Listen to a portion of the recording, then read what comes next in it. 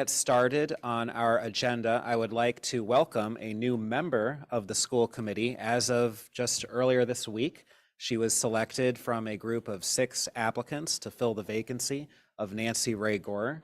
Is a recently former Public Schools of Brookline teacher. Her name is Miss Sarah Mocktatter, so welcome. We're very happy to have you on board, and we look forward to working with you.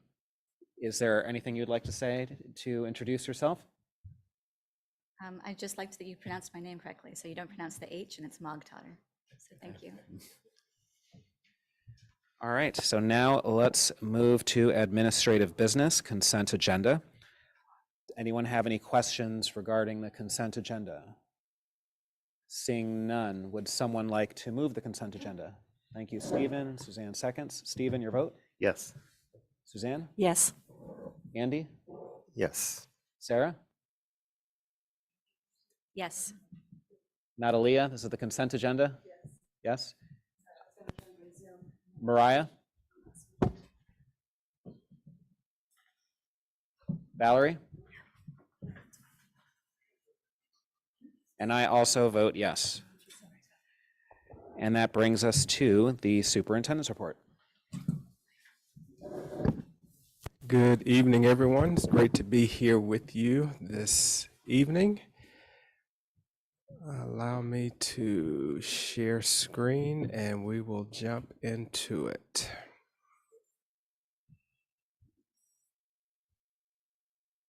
Our superintendent's update for October 26, 2023. We will walk through community highlights, share some places I've recently been, share some staffing updates, important dates, and then get to the highlight of the report, which is the spotlight on excellence. First, we start off with the Pierce project update. We want to say thank you to the MSBA. The MSBA voted to increase the building construction reimbursement cap for the Pierce School from $393 per square foot to $516 per square foot, and the site construction reimbursement cap from $39 to $52 per square foot. Our OPM believes that this will represent a change from a maximum reimbursement of $37.8 million to $45.4 million, and this has the potential to shift the town's share down from $172 million to $164.5 million, resulting in an approximate savings of $7.6 million. Final numbers will be finalized by the MSBA in the coming month. So again, exciting news for our Pierce community. Dr. Giller, can I just interrupt with a question on that? Was this at all anticipated? Was this just a windfall? So great clarifying question. I think back in August, the legislature improved the cap from about, I think, 800,000 to about 1.2 billion. I'm sorry. There was a significant increase that was realized back in August. And as a result of that, the caps were increased for school projects. So we fell in the middle of a window. And so our portion of that is coming out of supplemental grants, a supplemental grants portion. So we didn't know about it initially, but we're starting to get news of it once that cap was approved. So this is fantastic news. Yep. The annual grades 5 through 8 cross-country meet took place last Friday. It was held at Lars Anderson. The event saw a large turnout with about 350 students participating in the 1-mile run. Our youth athletes had a wonderful day out on the course, and we saw some inspiring displays of grit, determination, and sportspersonship. And here are a few of the images of the day. Great event out at Lars Anderson, and there was also a couple getting married out there, so they had to really be mindful of the schedules. Runkle's annual Halloween fair also took place on October 20th. It was organized by the Runkle PTO. It was a great success. Students and staff and families dressed up in their best costumes and enjoyed a fun evening with trick-or-treating, bouncy castles, games, and inflatable obstacle courses with a spooky haunted walk. The Runkle School thanks to PTO, teachers, parents, and volunteers who helped to make this event a great success. And again, a few images of the Runkle event. The BHS Drama Society hosted the rehearsal, or debuted the rehearsal. The Brookline High School Drama Society held multiple shows of their 9th grade play, The Rehearsal, at 22 Tappan Theater last week. The Rehearsal is a play about a high school putting on a musical, a hilarious look behind the scenes of a drama club production filled with lots of drama. The Lincoln Pumpkin Fest will be held this Sunday, October 29th from 12 to 4. The event promises a fun-filled family time with food, live music, games, prizes, and more. All proceeds from the event directly support the Lincoln School. I've recently completed site visits or school visits to Beep, Driscoll, Baker, and BHS. And upcoming, I have Driscoll and Pierce on the docket. And you may be saying, well, you just went to Driscoll, but if we remember, Driscoll is having their move-in parade Monday morning at around 8:30. So we'll be back over for that.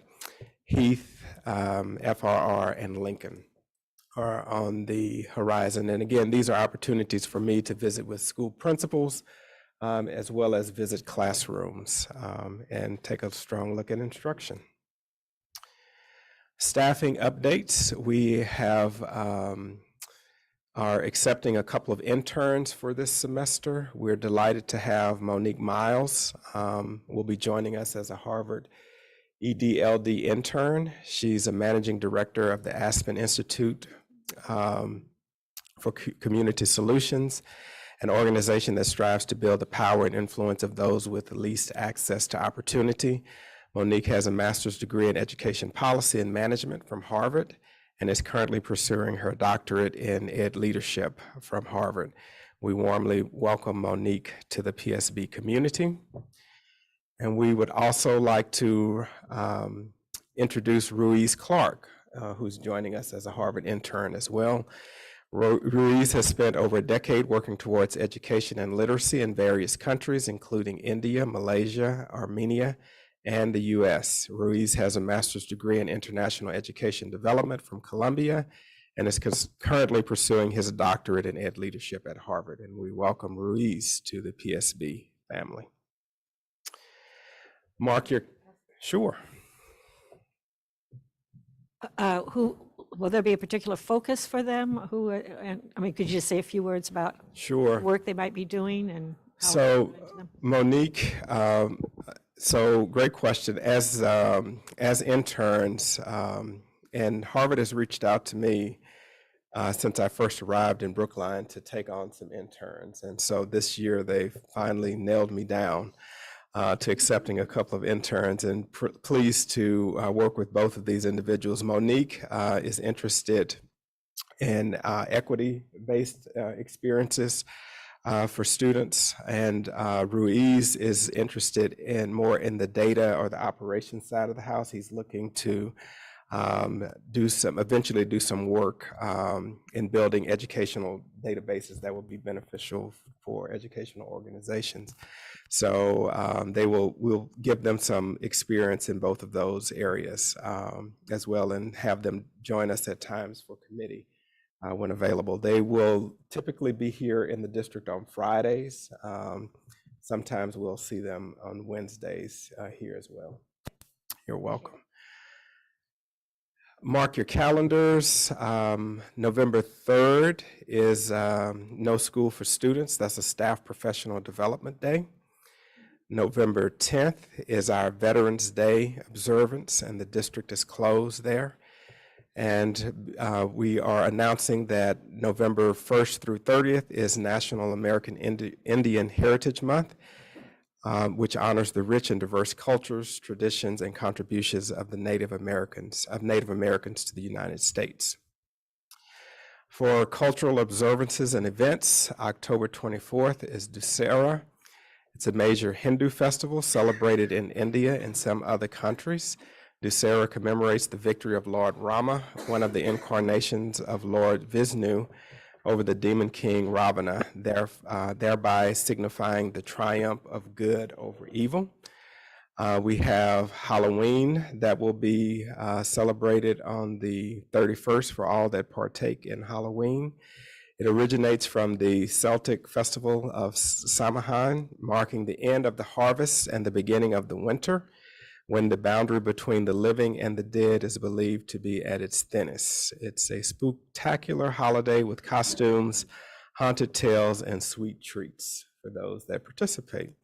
And then November 1st and 2nd is Day of the Dead. Day of the Dead is a Mexican holiday during which ancient Aztec rituals honoring the dead are performed. During this holiday, family and friends gather to pay respects, remember, and celebrate those who have passed away. And with that, we are going to turn our attention to the Spotlight on Excellence. Tonight, we shine the spotlight on excellence on the 2023 Sperber Award winner, Dan Bresman. This award is given every 5 years and honors an educator who evinces excellence, both administrative management and strong leadership skills that have brought about positive improvement in the school system. We have the privilege of having Liz Askley, the Brookline Education Foundation, and of the Brookline Education Foundation, and the Sperber Award winner, Dan Bresman, director of the school within the school program at BHS, joining us via Zoom this evening. At this time, I will turn the microphone over to Liz. Thank you so much. It's very nice to be here. My name is Elizabeth Askley, and I'm the Executive Director of the Brookline Education Foundation. Every 5 years, the BEF gives the Robert I. Sperber Award for Excellence in Administrative Leadership in the public schools of Brookline. This year, we were thrilled to bestow the honor to Dan Bresman, the coordinator for the School Within a School at Brookline High School, and a dean at SWS, as well as a curriculum coordinator for the program. Dan has worked in this role since 2007, when he came to Brookline. Dan is held in the highest esteem by his peers, coworkers, students, and parents. He is a kind, empathetic problem solver who seeks to make sure that all students, whether they are in SWS or not, feel heard, seen, and represented. He is a mentor to teachers and administrators, and a trusted adult, and even a father figure to many students, each of whom have many different needs. His calm and steady demeanor and his frequently mentioned height all add to Dan's charm and presence. Brookline High School and SWS are lucky to have Dan as an outstanding leader and administrator, and the BEF is proud to honor Dan Bresman with yet another title, that of Sperber winner. Congratulations. Thank you so much. Can you hear me okay there? Hopefully I've got my Zoom set up correctly. Looks okay. All right. Thank you so much, everybody. I'm deeply appreciative of this honor, and I hope to be able to live up to it in the years ahead. I would take this chance to share a part of my speech from our event that we had on Friday. And so hopefully I will be brief enough in the selection I've chosen, but somebody please feel free to interrupt me if it's too much time. And with that, I will begin. I often like to find metaphors to make sense of the world around us. And one of the metaphors that I embrace for myself is the idea and the feeling that perhaps I'm somewhat like a forest ranger in my job. No one thinks that a ranger is actually in control of what is going on in the woods, among the animals, the plants, and the trees. But a ranger is there to keep the forest safe, to provide help when needed, and to call in support when a crisis occurs. In this job, I have a responsibility to care for far more than I could possibly control. There is so much to do in school every day. We could never afford to assign one ranger to each tree in order to make sure that it grows as it should. But we can keep watch over the expanse, and we can be good enough at it that we enable nature to run its course and be beautiful. Some bad things will happen along with all the good, and I spend most of my time focused on the areas of concern, the trouble spots. While I know that I cannot actually predict when or where a flare-up will occur, I believe I am doing the best that anyone could expect, and I worry. What if I'm not so good at keeping an eye on things? What if I get tired and miss a sign? What if there is just too much going on to keep track of it all? I love walking through this place and seeing the great and varied wonder happening every day. I'm uplifted by the sight of students having revelations, of teachers pouring their hearts and souls into even the mundane tasks, and of the school as a whole humming along as a place of opportunity and collaboration. I am inspired by it all, and I take great satisfaction in helping the injured, in setting those who are lost back on the right path, and in keeping an eye out for bigger emergencies. But there is so much I don't get to on any given day. I worry about what is going on in the unseen places, and in those places where things look fine but really are not. Who needs help but remains hidden? Who is lost but doesn't even know it yet? Who doesn't need much at all, but at least needs to be known? Unlike in the forest, we cannot say that some fires are necessary and good. We cannot accept the idea that some children will fall by the wayside as we get most of the rest through to the end. So we must be different. We have to connect with each of our students and invest in elevating the experiences of those who have been marginalized or neglected. We must dedicate ourselves to the ongoing work of helping our school evolve to meet the innumerable, ever-changing challenges and to always promote equity of opportunity, challenge, and support for the full range of our student body. Luckily, we are not a school full of adults as forest rangers. Teachers, paras, administrators, librarians, counselors, coaches, custodians, cafeteria workers, nurses, social workers, security staff, and secretaries all share in the task of caring for our students, and I am so lucky to work among them. But still, I worry. I think I will always worry, and that's okay. I also get to spend my days observing the splendor of nature and human interactions. I get to be someone who is called for help, who gets to climb the watchtower and take in the view, and who gets to take care of things so that they can be beautiful. In the end, I am really glad that I am not a forest ranger. It sounds hard, and I hate bugs. Thank you again for the opportunity to be here with you. Thank you to the BEF, and thank you to the Public Schools of Brookline for many wonderful years so far, and hopefully many years to go in the future in this amazing place. I feel very fortunate. Thank you so much.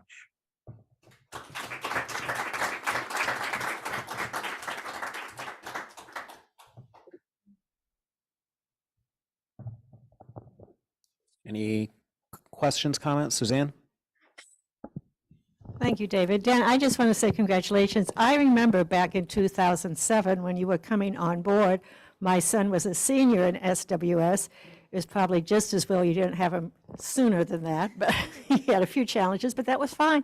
But I remember we were saying, oh, who is ever going to be able to fill Ellen's shoes? She'd been there since the very beginning, the co-founder, and you have done that. You have done that all these years, and you've kept the mission and the vision of SWS alive, and I just want to say a special thank you for that. That is no small feat, and maybe you don't have to worry quite so much. You've got it down now, so thank you again for all your years of service and for keeping SWS SWS alive. Thank you so much. Mariah? Hi, congratulations, Dan. I'm Gabe Nobrega's mom, and I don't know if you remember from last year when he couldn't make his schedule work to stay in SWS as he was coming on board. And I just always remembered, and I'm so grateful to you for the care you showed him and welcomed him to stay in his classes, which was so impactful for him during the year, even as he wasn't able to stay in SWS overall. So I take my own experience as one little microcosm of the macrocosm of care that you're giving to students in SWS and beyond. And I thank you for it. It's really beautiful. Thank you so much. I love it every day. Anyone else?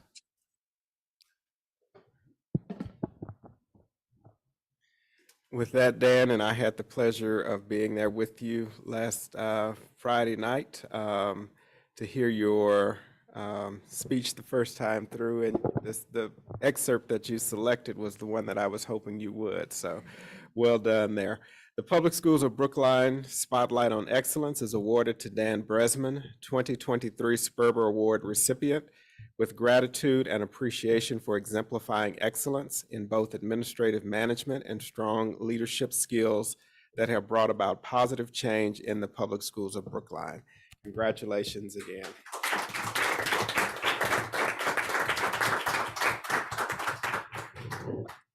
Thank you so much. Thank you. And that concludes the report. And that concludes the superintendent's report. Any questions for Dr. Guillory? All right, seeing none, we will now move on to public comment. And first up, Mr. Elliot Wayne. Is it possible that I could listen to the community and speak?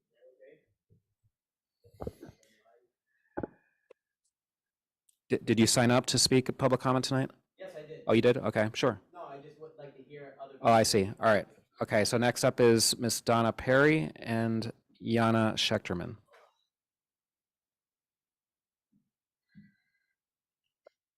Hi, thanks so much for having us. Sarah, welcome.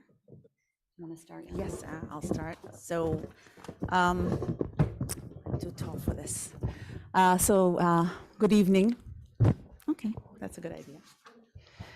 So good evening, all the school committee members. My name is Jana Schechterman. I'm a parent of 3 boys. My oldest is a BHS graduate from 2021. I have a sophomore in BHS, and I have a 7th grader in Ruffin Ridley.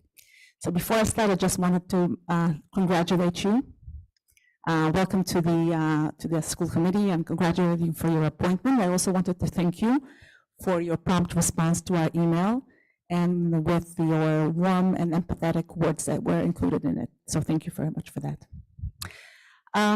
Over the past 3 weeks since the Hamas terrorist massacre, there have been continuous protests in high school and campuses across North America. These pro-Hamas protests have included hateful slurs and poisonous rhetoric.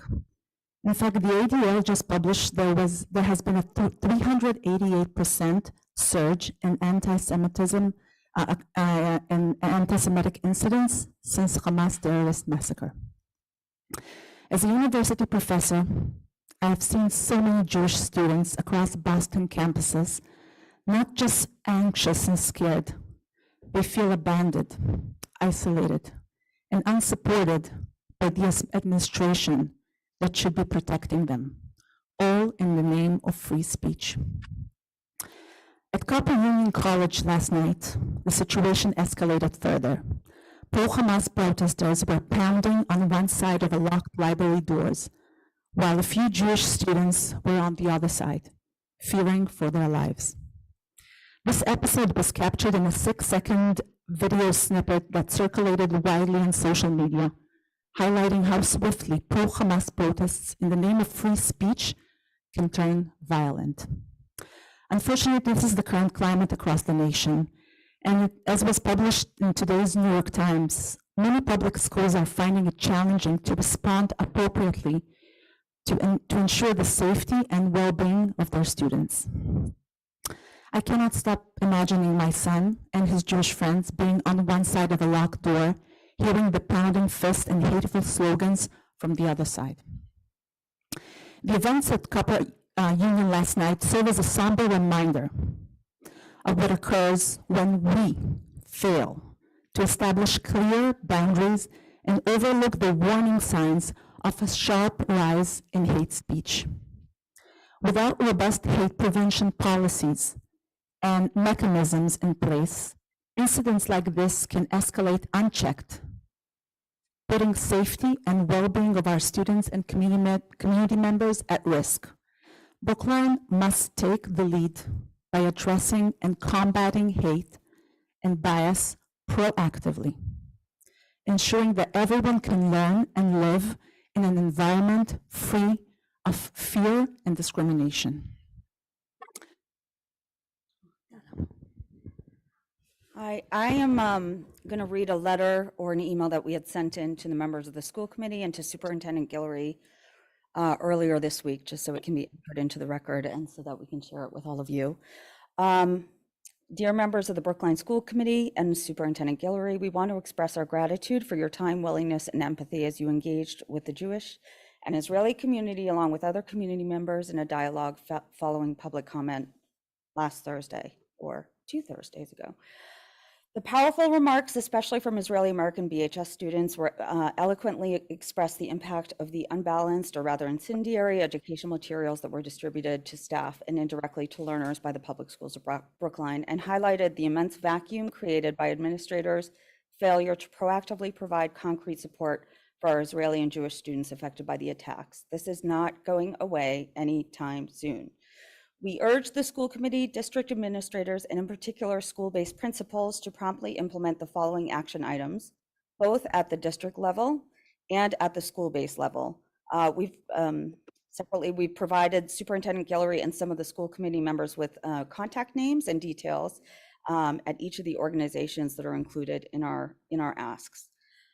These school-based actions complement the community-driven next steps identified by the school committee in their deliberations, such as public listening sessions. And while our letter focuses specifically on challenges to the Jewish and Israeli students, the community of which we're a part, we also recognize the need for school-based, trauma-informed, and culturally sensitive support for our Palestinian and Muslim students directly impacted by the terror attacks and the subsequent conflict between Israel and Hamas. So for social emotional scaffolding, we're asking the school committee and the district and school-based principals to support students, many of whom have personal, religious, or cultural connections to Israel, and offer them culturally sensitive, trauma-informed social emotional support in the immediate future and on an ongoing basis. Action item number one is that the Brookline School Committee recommend that PSB swiftly review and disseminate culturally sensitive, trauma-informed resources to all staff and students, and we've included some suggestions in an email.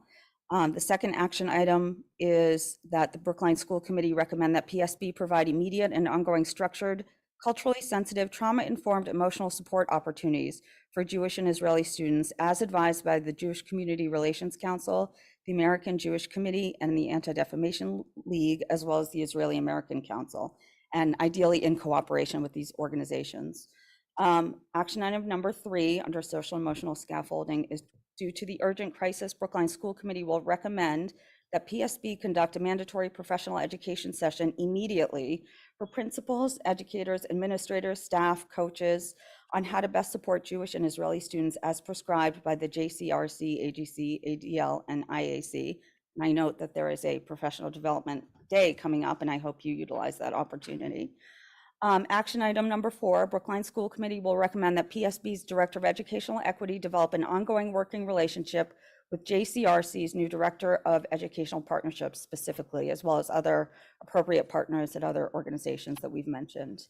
For anti-bias efforts, members of Jewish and Israeli communities have braced themselves for sharp increases in anti-Jewish hate speech, which is particularly threatening to our students' sense of safety as they navigate the trauma of current events. To equip principals, educators, staff, and coaches to attend to any of the social emotional needs of our students. And I want to stress that you cannot have educators and principals and coaches in the classrooms who are not equipped to deal with these kinds of questions. And that doesn't mean just giving them directive to provide some social emotional support. You need to actually give them the tools and the education to be able to do that so that they feel confident. Action item number 1, an anonymous reporting mechanism for reporting incidents that are easily identifiable within school buildings and building-based communications for anti-Jewish bias, discrimination, or hate speech. So posters in hallways, notes in Anthony Meyer's newsletters, notes in your newsletter, Superintendent Guillory, things like that. Action item number 2, a mandatory education session for educators, principals, administrators, staff, and athletic coaches in coordination with, we're specifically recommending Facing History and Ourselves to help identify anti-Semitism and distinguish hate speech from free speech. And action item number 3, Brookline School Committee docket a review of the district's current curriculum and DEI materials to ensure alignment with hate speech policies and Jewish anti-bias efforts. And that's my reminder to tell my son to practice drums. We believe that these recommendations are a fair representation of the majority of parents, caregivers, and experts with whom we've consulted and heard over the past 2 weeks.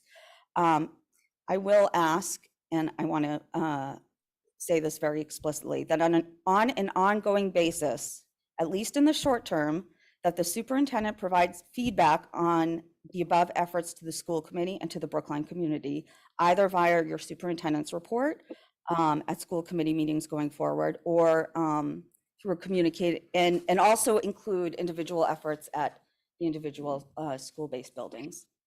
Thank you.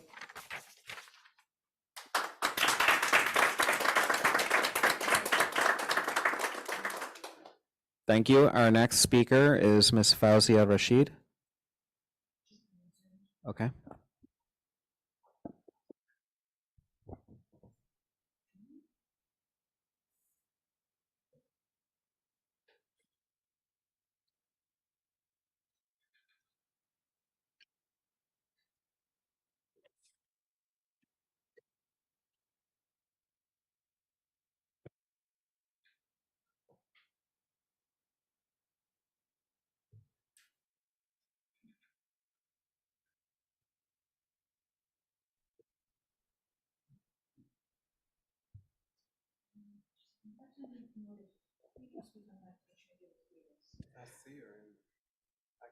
Ms. Rashid, whenever you're ready.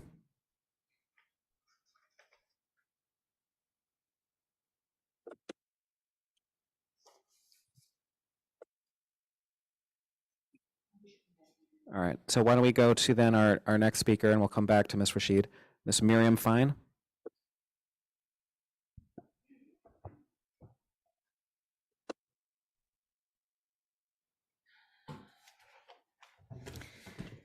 Good evening, Superintendent Guillory and members of this members of the school committee, and welcome, Sarah, to the school committee. Thank you very much for serving on this in this important role. So I am the parent of 2 BHS students, a junior and a senior, who've spent the entirety of their schooling within the public schools of Brookline. And I'm here to ask that you please implement the recommendations for supporting students and for professional education and partnership that were outlined in the letter that was just read. So my children are Jewish. They're not Israeli. Neither are their parents, me or their father. However, a large part of our extended family on both sides is in Israel, and the only reason that they are not Israeli is just based on very small twists of fate. The horrendous ongoing crisis in Israel and Gaza and the outpouring of anti-Semitism around the world clearly impact the Israeli and Jewish students that you serve. It, of course, impacts them personally in different ways, but please know that it deeply affects each and every one of them. But I want you to understand that this is not only about them. The meetings organized by the Jewish Student Union have been helpful for those like one of my kids who's inclined to attend. But what they really need, I would argue what the entire student body and community needs, no matter what their religion or ethnicity or politics, is to receive a clear, consistent and emphatic message about what the school community believes and values and what they are prepared to stand up for. So not geopolitics or military ethics or strategy or philosophies or even accurate historical facts, although accurate historical facts would be much appreciated. But it's not even that. They just need to hear consistently and emphatically that they recognize that the school community recognizes evil, and they recognize the need to stop it. And they need to hear that evil is evil, no matter who espouses or perpetrates it, no matter what group they belong to, and no matter in whose name they enact it, and no matter what grievances the perpetrators have or what injustices they have suffered. And they need to hear that real questions of justice are never and will never be solved that way. And this sounds like a very simple thing to do, but I think I understand why it may not be so simple. As most people know, anti-Semitism is a very old hatred. It's morphed over the centuries to fit into some very different ideologies. One current iteration has been given permission within a belief system that's quite popular in communities like Brookline and in public school cultures in general. It's a belief system that collapses history and politics and morality and relationships into flat racial and identity groups, sharp binaries of oppressors and oppressed, privileged and marginalized, colonists and indigenous peoples, all existing within systems of power. I used to think that anti-Semitism was a bug in this ideology, but now I understand that it's an integral feature of it. Anti-Semitism is the canary in the coal mine, and we are all living in that coal mine. And in order to enact the recommendations that are outlined in the letter in any meaningful way, you will need to understand and grapple with these ideological underpinnings. Thank you for listening.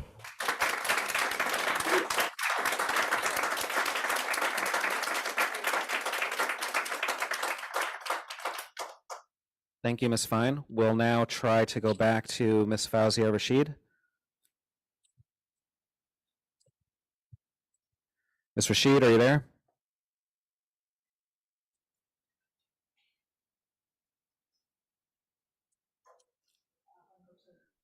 Right. All right. We will now go to Ms. Natalia Roberts.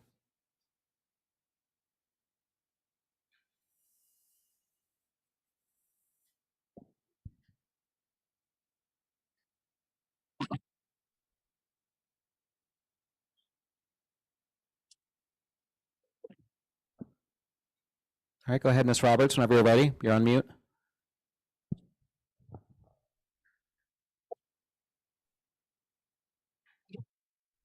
Hi, my name is Natalie Roberts and my son Ben is in 3rd grade at Heath. Ben's class has 25 kids this year compared to 18 last year. Physically, the classroom is not big enough to accommodate 25 bodies. There is not enough room for all the kids to sit on the rug. Recess is cut short because moving 25 kids through the school and eventually outside takes more time. Ben's class has 7 students on IEPs. With such a large class, how are we further impacting those kids who are falling behind and need extra support? We moved from another area of Brookline to the Heath District for a smaller school and class size. And now Ben is in a class that is the largest in the district.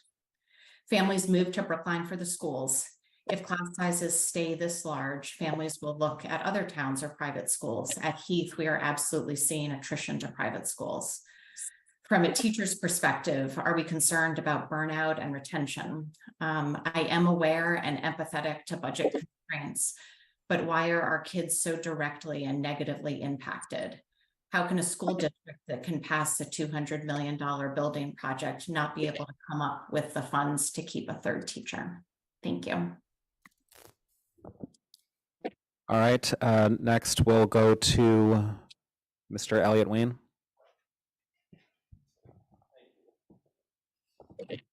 speak near the end because I wanted to hear what the others had to say, and a lot of what they said is how I feel. So I was up here 2 weeks ago, and I spoke to you all. Many of us addressed our concerns about the messaging sent out by Dr. Guillory with the anti-Semitic websites. And if I'm not mistaken, we as a community asked for an action plan. And you, Mr. Perlman, looked over to Mr. Guillory. What's that? I thought I was speaking loud enough.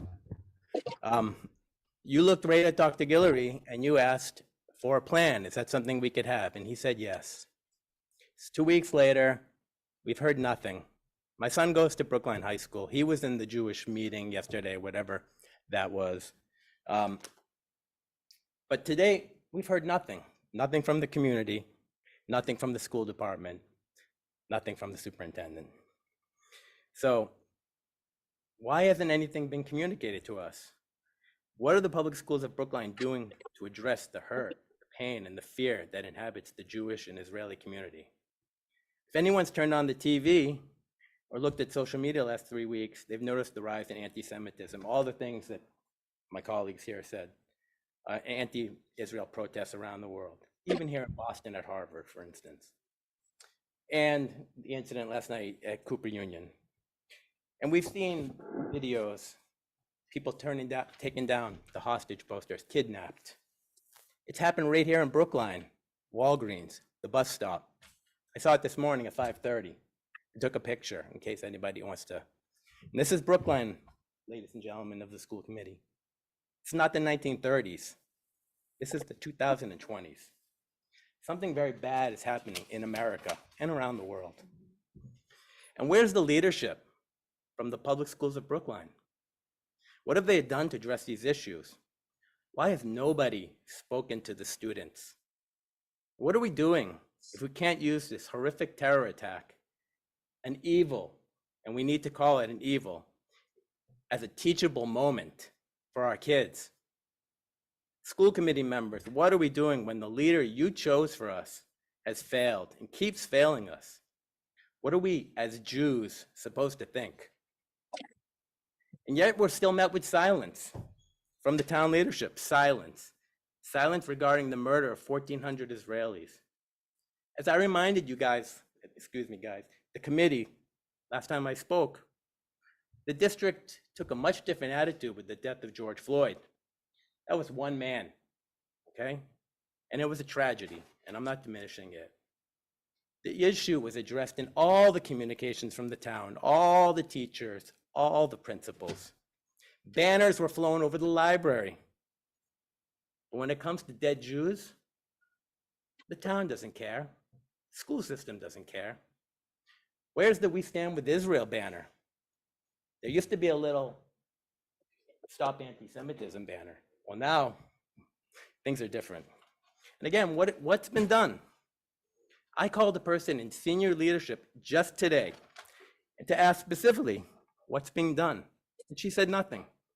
Nothing formal is being done to talk to the students. No teachers are talking to the students about this traumatic event to help the students who are grieving and who are scared. I was told that anything that's happening in the school level is up to the local principals, okay?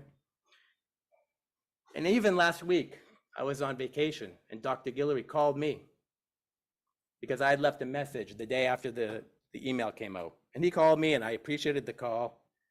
And I asked him also on that call, what's being done? What's gonna be done? And he said, well, we're still talking about it, we're thinking about it, but nothing's gonna be done about this issue.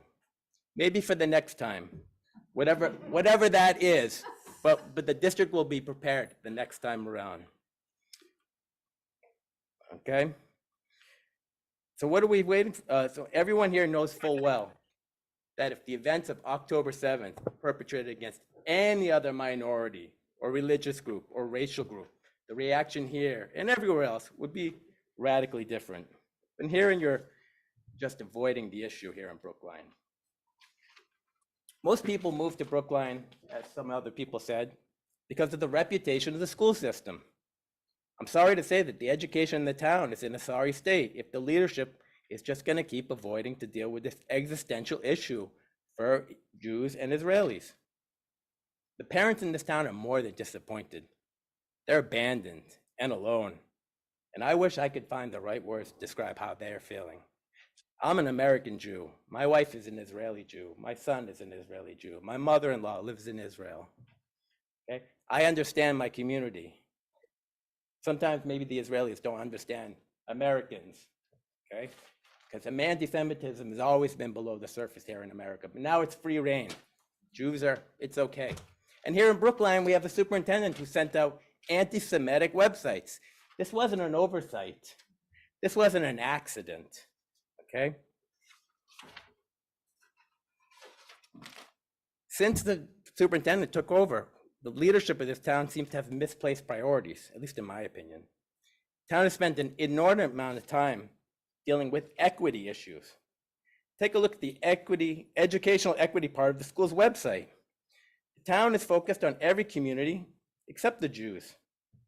There are resources for Black people and racism issues, resources for BIPOC community and Asian students, and resources that address, quote, white power, white supremacy, and white privilege. And I could go on, but we'll do that for another time. We paint sidewalks with rainbow flags, and we force kids to use pronouns. That's the focus of our leadership here, equity. The educational equity resources talk about marginalized and oppressed communities, but there's no mention of Jews anywhere. And we know why. Jews don't fit into the theory of intersectionality and critical race theory framework that guides our current leadership. We were all wondering if that was just an oversight, those websites for teachers, those resources. But you know, the more I thought about it the last 2 weeks, that was a curated set of anti-Semitic, pro-Palestinian, Jew-hating websites.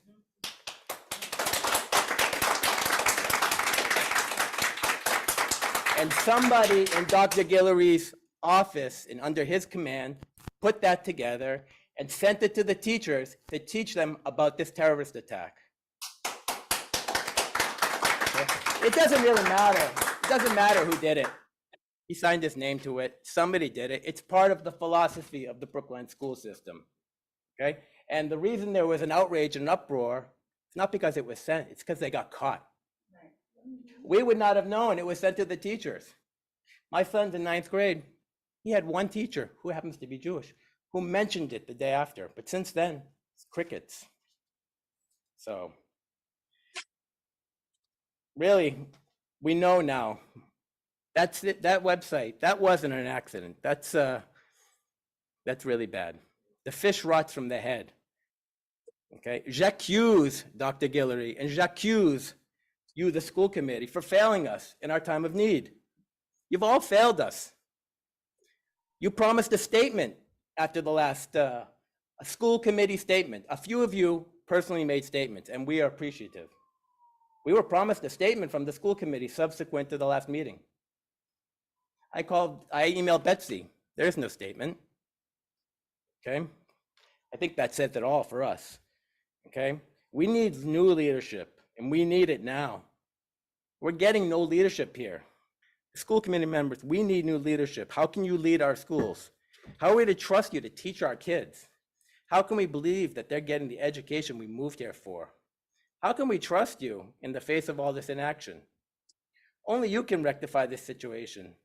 But honestly, I'm pessimistic that anything will change, and you'll all continue just to remain silent. And that's the saddest part of all.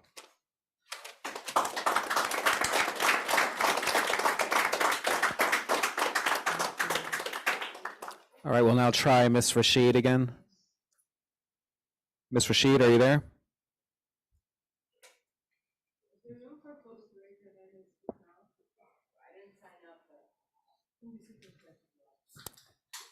We can do up to 5, but we really need to keep it more limited than last time because we do have a lot of other agenda items, and normally we do have a deadline for signing up for public comment, okay? So go ahead.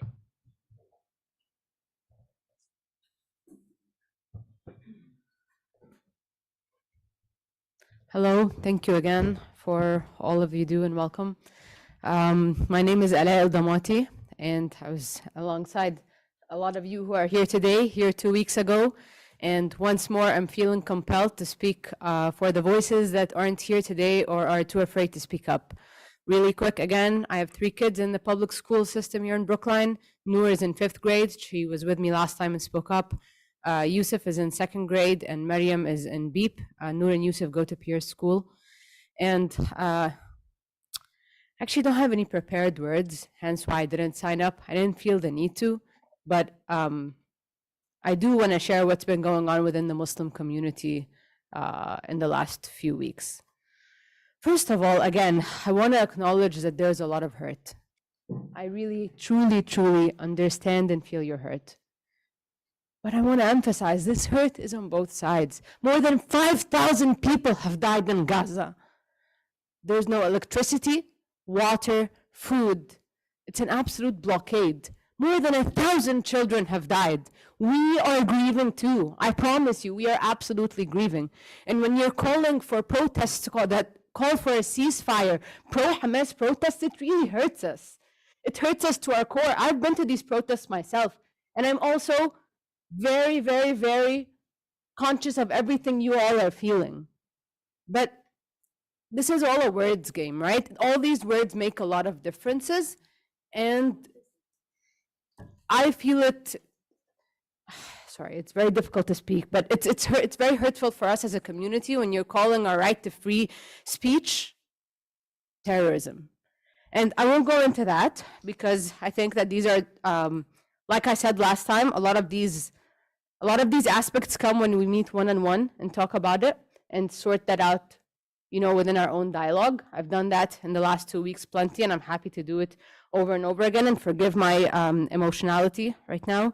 But I did want to share that there were a few people, a group of Muslims in Brookline came together Friday night to try and talk about, similar to the Jewish affinity space that happened, to just try and express, go through how we're feeling and talk about how the students particularly are feeling. And I brought my own kids, and a lot of parents brought their high schoolers. And these high schoolers are afraid to be here today, by the way. They've personally expressed that.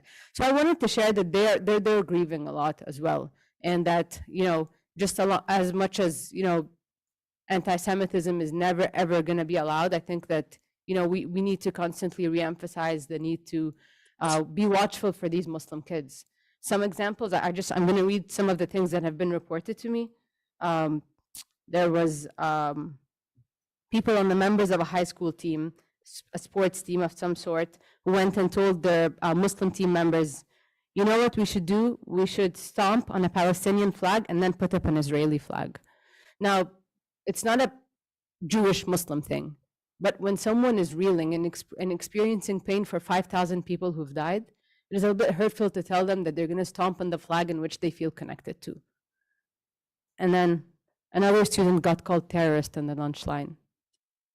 I share some of these snippets because I think it is equally important to combat anti-Semitism and Islamophobia together. And I'll keep coming every single time and showing up to remind everyone of that. I stand alongside my, Jewish friends and allies.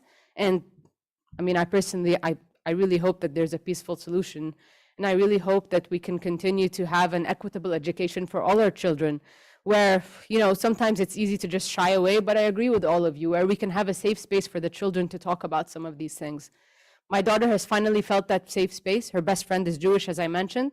And yesterday together, they were placing phone calls calling for a ceasefire and calling for, bringing back the hostages together, same phone call to the representatives. I think it's possible. And it was possible because they got the chance to talk about it together and to feel like they were connected and to feel like there's a peaceful solution. And so dialogue is key, but also just providing space for students to talk about it is critical. Thank you.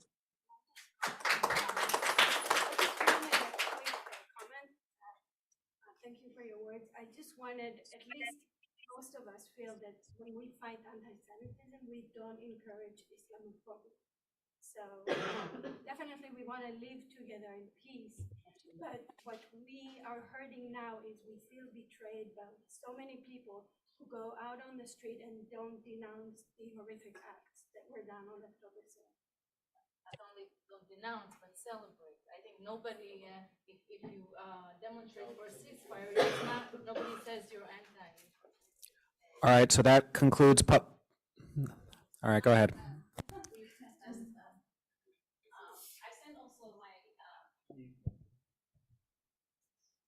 Thank you so much. Hi, my name is Marina. I'm a mother of two boys, 12th grader and 5th grader in Driscoll and Brookline High School, two of them, 17 and 10.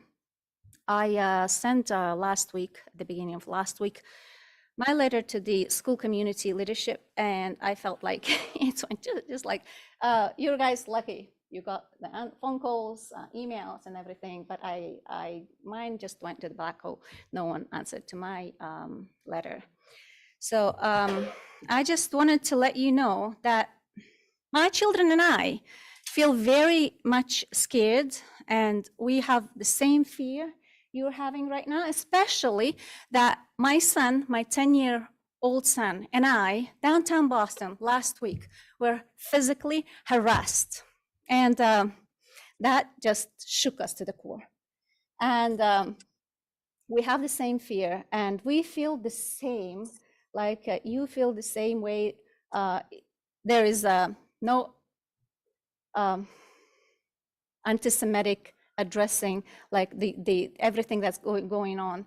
And we feel even worse because the load of the emails from school leaderships, from everyone, just refused to address our fear and our emotions. It really did. I just want to let you know that this is happening. We feel the same, okay? So I just want to read my letter. So I'm going to start here. I hope my message finds you well. My name is Marina. I'm a mother of two children enrolled in Brookline public school system. My 10-year-old goes to Driscoll, and my 17-year-old is a senior in Brookline High School. Firstly, I'd like to convey my gratitude for the words of Superintendent of the public schools of Brookline,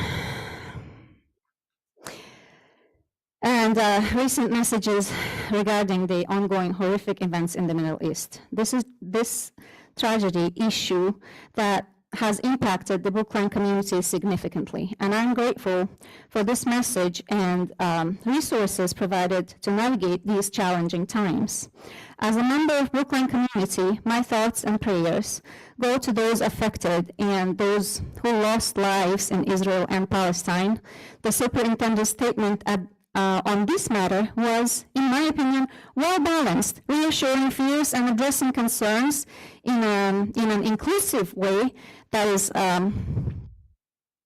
conscious of the racial and ideological diversity of the Brookline community. I was relieved to see your stance condemning terrorism and violence, which is critical to say swiftly and unequivocally. Sorry.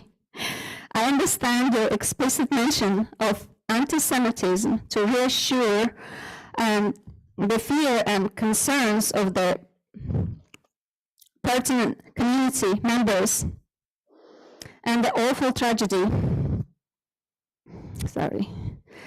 they're going through, particularly for those community members with ties to Israel.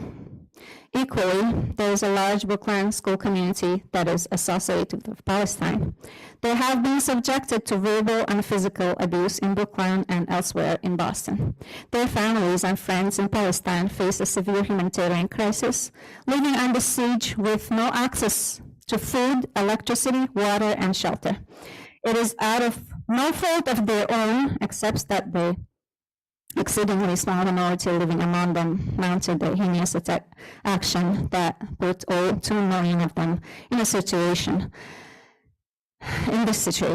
left 4,000 innocent civilians killed in the ongoing Israeli airstrikes. Over 1,000 of them are children, and now the number is higher, of course. There is an international outcry highlighting this. In Brookline, this has left many members of our community feeling concerned, unheard, and unsafe. I had expected that your communication would highlight the plight, express condolences and support, and reassure them of their safety and well-being within the school community, and that any form of hate toward them will not be tolerated. I do not understand why this has not happened initially and why it continues to be omitted.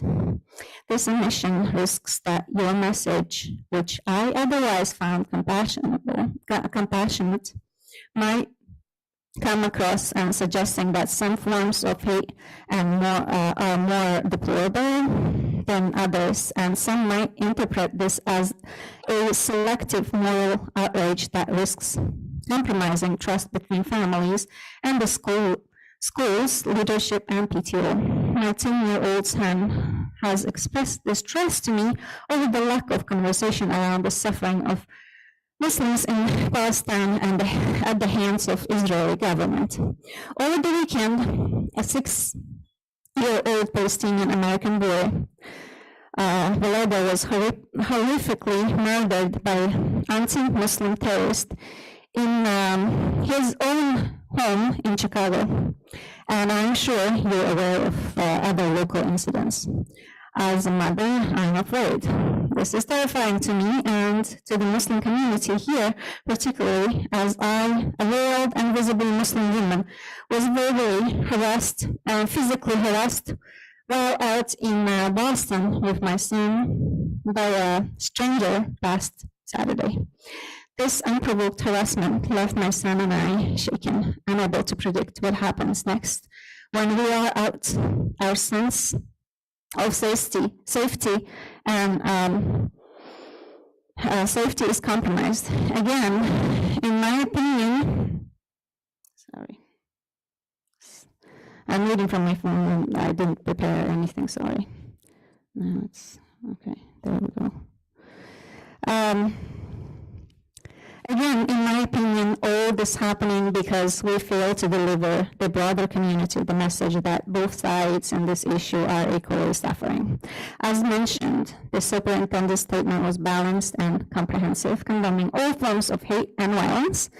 This is the right approach to deal with this. It's okay to specify one's condemnation, provide support, and reassure concerns of one section of the community by name, given the gravity of what happened. But this should be coupled by an equal approach that reassures the other side as well. Otherwise, fear, mistrust, concern, and verbal abuse of the other side will be a natural consequence, and unbalanced words as one-sided statement. Therefore, I urge you to communicate your stance on the tragic events in Gaza, acknowledge their plight, and reassure the school community members like myself or others with links to this part of the world in much the same way as was done for other communities. Finally, Driscoll boasts an amazing, diverse, and inclusive community. I hope its integrity is always kept in mind in any communication on sensitive topics like that risk compromising it. And by modeling the happy and peaceful coexistence of different community members in Driscoll and Brookline, we teach our kids how tolerance looks like, and model the possibility of this coexistence to other parts of the world who may take inspiration from our community and follow the lead in a future of peace, which I hope will one day come. Respectfully, Marina. So I wanted also read one email from our counselor. After a week of situation in Middle East, in Israel and Palestine evolved into this crisis, She wrote this letter. Dear third, fifth grade families, my heart has been so heavily this week. I have been meaning to write you over the last few days, and I honestly have felt a loss of words. The violent terrorist attack on Israel have been horrifying and deeply heartbreaking. My heart is with our families who have lost family members, friends, and loved ones in these brutal attacks. Please know you have been in my thoughts and prayers, and I am sending my deepest condolences. I know many of our families have loved ones in Israel and Palestine, and I'm thinking about you during the extremely scary times. Personally, I feel that to go through the day and constantly check and worry for the safety of our family and friends is unreal, disturbing feeling. While hundreds of Israeli members, many of which are young children and elderly, are still being held hostage this feeling is even more terrifying. I wanted to let you know that I'm here for you and your children. If your children need any support, I feel a deep sadness that we and our students are still living in a time when there is so much hate in the world. And at the same time, I have felt uplifted to see so many instances of love and support around the world, various countries holding Israeli flags and support, rallying together to demonstrate peace and love. So many around the world sending supplies and offering their homes as a refuge, and even hearing the IDF sing Hatikwa, translated as the hope, have given the moments of solace. I'm also attaching words to your third grade, fourth grade. Okay, this is like the rest of the issues. And this is only from our... I really don't like to interrupt, and I've tried to let everyone go a long period of time, but technically we're supposed to only have 2 minutes. And a lot of people have exceeded 2 minutes. So thank you to everyone for coming tonight. You are welcome to sign up for public comments. We have it for most of our meetings. We do need to know in advance, because it also helps us understand how to run the meeting. And we will have public comment again at our next meeting. Please remember to sign up by noon the day of at the latest, and we'll always hear from you. I also want to reassure the community that there actually are a lot of steps being taken. I'm sorry, Mr. Wayne, that in your experience you're maybe not seeing it all, but there are steps that are concrete that are being taken. There are a lot of meetings that take place, including with some who contributed in public comment today. I know this because I've been at some of them. So we do take this very seriously, but it does take time to put plans together. And in doing so, we want to be thoughtful. We don't just want any plan to be quick. We want a plan that'll be meaningful and impactful, and that takes time to set up. And also there are listening sessions that have taken place, both at the Florida Ruffin Ridley School, at the Driscoll School. More are being planned, and at those will also be opportunities for further dialogue. But at these meetings, we do have to tend to other business as well. Can I just say 2 sentences? Because I have to say, it's really appreciated that there is that all these meetings and all these sessions for a long-term solution, which is great. But right now, everybody's kids are hurting, and the parents are hurting, and it shouldn't be that complex for all the principals and all the teachers to go in the class and repeatedly say there is absolutely no room for hate on either side.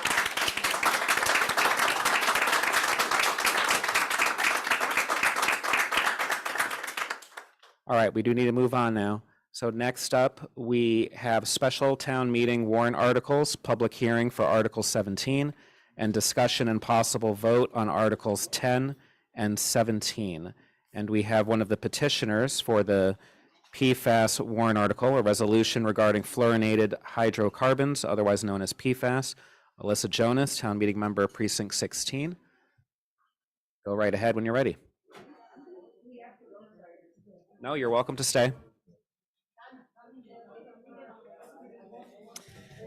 This is a just switching to something hopefully not quite as difficult. I'm Elisa Jonas, town meeting member, precinct 16, member of the advisory committee, but speaking as the chair of the moderators committee on PFAS. Are you here? Oh, let's see. Can you hear? Yeah, I'll put it closer. Better? Yeah, that's better. For those of you that might need a refresher on how we came about, the Moderators Committee was established in the spring of 2022 town meeting to address the substance of Warrant Article 22, the Fluorinated Chemicals Reduction Bylaw. That warrant article called for restricting the sale of products containing PFAS in certain broad categories of products: cosmetics, personal care products, certain packaged foodware, non-stick cookware, and fabric treatments. I was on the advisory committee subcommittee that was responsible for analyzing the warrant article. We were concerned that it was too difficult to implement at this time. Product labels often don't identify whether PFAS is in a product, and even if you contact the manufacturer, they will not give you the correct information. Further, DPH said that they do not have the staffing to enforce something as broad-ranging as monitoring all the PFAS, potentially PFAS-containing products in so many categories. So town meeting voted to refer the article to a moderators committee to look into feasible alternatives to reduce exposure to PFAS by the community. We began our research by looking at measures that had been taken by municipalities and states nationwide. We discovered that about 30 states have implemented some form of restrictions on manufacturing or sale of products containing PFAS. Some of those are more extensive than others. California and Maine have probably been some of the most extensive. Maine, as of this year, has restricted products containing PFAS in a variety of product lines, but starting in 2030, all products containing PFAS will be banned from manufacture or sale. So what we did not find are municipalities that limited or that restricted the use of and the sale of products containing PFAS. And one conjecture might be that there were the same problems that we seem to come across. We looked at a variety of product lists that identified PFAS-free and PFAS-containing products, and we found them to be far from user-friendly, and so at least at this time, still difficult to use to implement restrictions across a broad category of consumer products at the municipal level. Though we haven't ruled out a warrant article to implement some very narrowly tailored restrictions. We also met with town departments to learn of their familiarity with PFAS and found varying degrees of knowledge. You should be happy to know that the school's food services department excelled in this area. They were particularly aggressive in minimizing PFAS containing products. They don't use any nonstick cookware. They don't use plastic storage bins. They don't use paper liners and bakeware. And they only use compostable takeout items. They gave us a tour of the kitchens, and Clint, who's like a hawk, could identify certain items that still had PFAS, but in general, it was an admirable showing of knowledge of PFAS. The fire department chief was knowledgeable about the presence of PFAS in firefighting tools, and following our meeting, he almost immediately took action by purchasing Class B firefighting foam that was PFAS-free. Other department heads who have been less aware of PFAS, but they've nonetheless been receptive to purchasing adjustments to reduce PFAS exposure. And Dave Janikakis, the town's chief procurement officer, with whom we've worked very closely, has discussed working with departments to locate suppliers and manufacturers that are both aware of the issue and have taken action to eliminate the chemical from their product lines.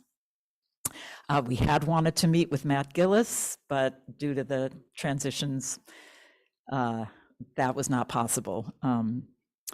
Let's see, just move on. Harvard University has already done a lot of work in identifying manufacturers, and the university generally makes purchasing decisions that factor in whether or not PFAS and other chemicals that have toxic elements are present. Given their knowledge in this area, their Office of Sustainability has offered to provide assistance to the town in this area. I have written an email to Bernard Green and Helen, letting them know that their Office of Sustainability is very eager to help and have even been willing to volunteer their time to be on the Pierce School Committee, or at least give advice on purchasing decisions before they're made. And I think another member of our committee wrote to both to Bernard and Helen. And there's also other tools besides Harvard's Office of Sustainability that we can use to make our purchasing decisions. Massachusetts actually has developed a list of products for government purchases that exclude PFAS, and the town can use that.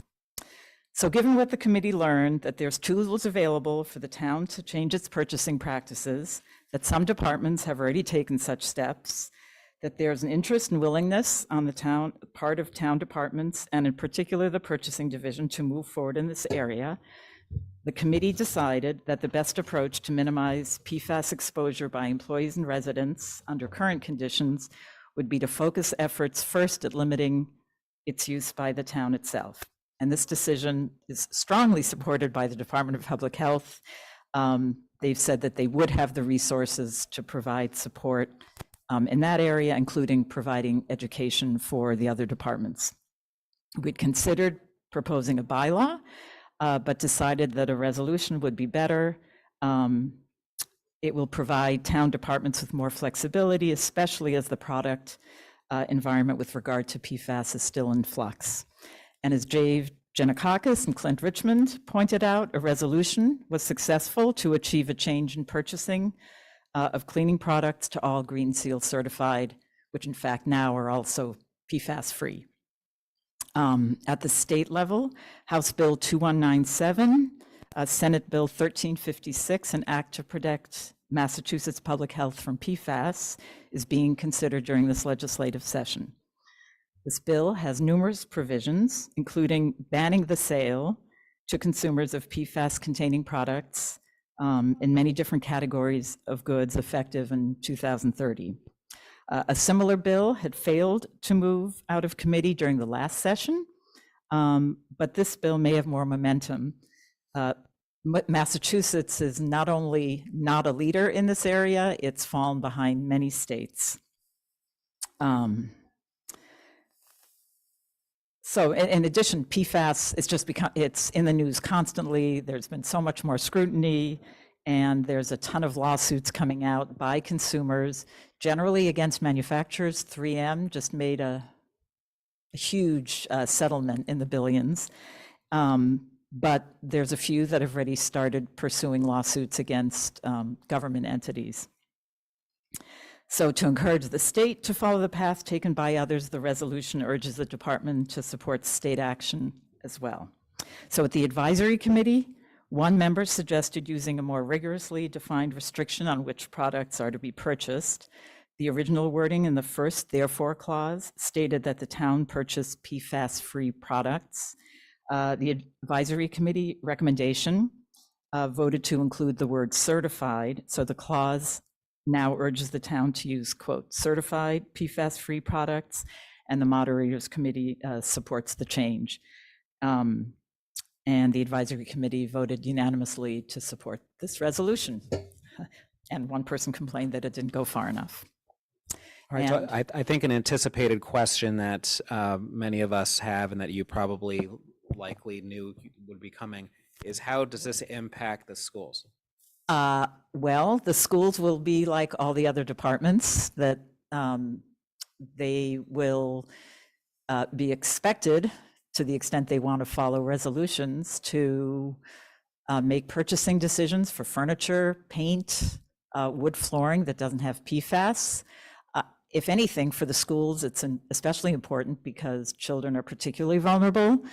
And seems like this is an appropriate step for the schools especially to take.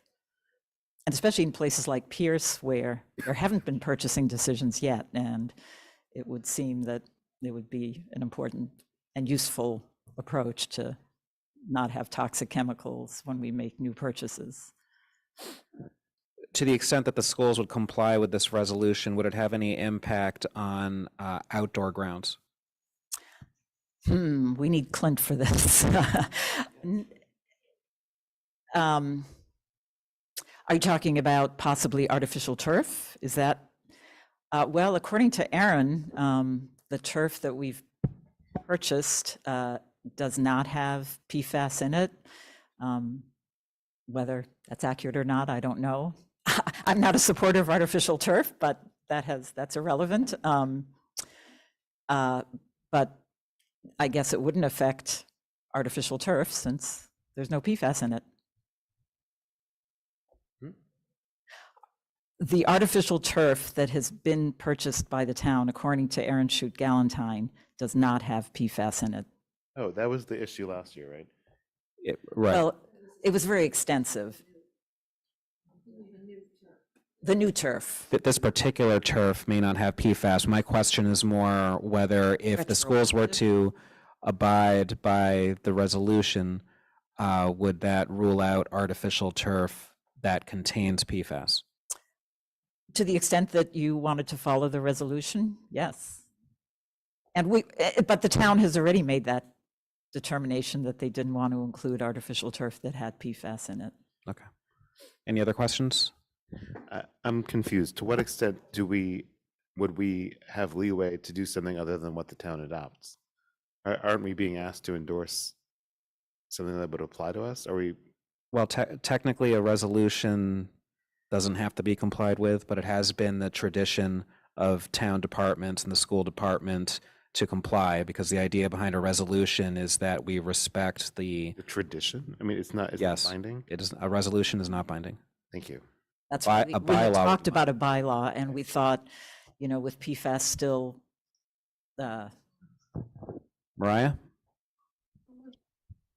I think also what we're being asked to do is weigh in on whether we want to recommend town meeting adopts this. Whether we adopt it is a separate question and in a separate discussion that we're not having tonight. Is that correct, David? Well, we are having that discussion tonight, so we're going to vote on whether we want to make a statement on this, and if so, to endorse it or to oppose it. Yeah, but is our statement about whether or not town meeting should do it, or are we voting whether or not we will adopt this ourselves? It's about town meetings. Now, Yeah, we can so certainly it's have not- another discussion later about how we would implement this ourselves, but these votes are about our statements to town meeting on what town meeting should do. Anyone else? I will just say I will support this resolution if we have a vote. Okay. Either way. Go ahead, Natalia. Yeah, I mean, I too believe that what we know about PFAS, if there are ways to get it out of our environment, and, I think it's difficult. I don't think it's an easy task, but obviously the risks to children are real. So I also support this resolution, and we do the best we can. Can I move that the school committee support this to town meeting? Yes. And then I do so. All right, and Natalia seconds. Stephen, your vote? Yes. Natalia? Yes. Suzanne? I must say in full disclosure that my husband, Clint Richmond, is a co-petitioner on this, but I do vote yes. Okay. Andy? Yes. Mariah? Yes. And I also vote yes. All right, thank you for coming. That was. Thank you for such a thorough and clear description of what this work has been, and also for the work that's happened over this past year. It made it such a no-brainer, I think, for the school committee to support this.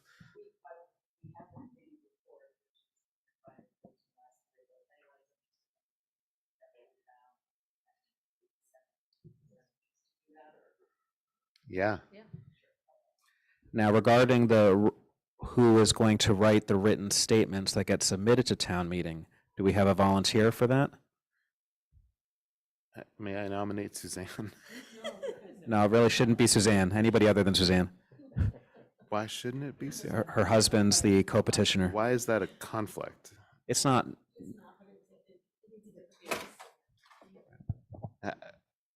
Okay. One paragraph. So usually we can get you a template of how it usually looks, but basically the first couple lines address the school committee's vote, who voted which way, and then there's an explanation about why we support it. It gets circulated to everybody. If somebody has a major problem with it, then we would put it on the docket again, but usually it just goes on through. All right. Okay. All right, thank you. David, is it within the docketed discussion to make a motion also that we comply under PSB with this resolution? We could, if you'd like to. Yeah, I'd like to make that motion. All right, is there a second? Yeah, I do wonder David, about. before we vote, can I make a comment? Can we Yes, absolutely. So vote to comply with something that town meeting hasn't actually passed yet? Sure we can. I think we can make a commitment to not have PFAS regardless of what town meeting does. Because ultimately, this is a resolution. Nobody has to follow it anyway. Now, usually it does get followed, but as a technicality, it doesn't. So if we want to take it upon ourselves to commit to a PFAS-free environment, we can do that at any point, irrespective of what town meeting does. Are we sure we want to do that by signing on to this resolution that may get amended again before town meeting? You know, Well, the statement doesn't have to be to the precise warrant article. It can say that the warrant article that was presented to us, or here are our sentiments on this issue more broadly, because sometimes that does come up where a warrant article gets amended. I still feel uncomfortable with this. I feel like we should wait for town meeting to act on this resolution, and then, as we did with menstrual products, we can then take action of our own sort of to comply with it. I think that's reasonable. Right. I feel uncomfortable with it for a different reason, but I was going to allow it to go through if there was a second, I which withdraw the is motion. I think I would like to hear from staff about if they have any concerns first before we make a commitment to it. Mariah? I was going to say exactly what you just said, which is I'd like to hear from staff before we actually take a vote on our actions. I will note, though, that we do have an existing policy that comes pretty close to almost completely prohibiting its use, other than under exigent circumstances. And even then, there are a lot of bureaucratic steps that would need to be followed. So we're already pretty close to complying with this anyway. I'll look forward to moving this at a later date. All right. So now let's move on to Article 10.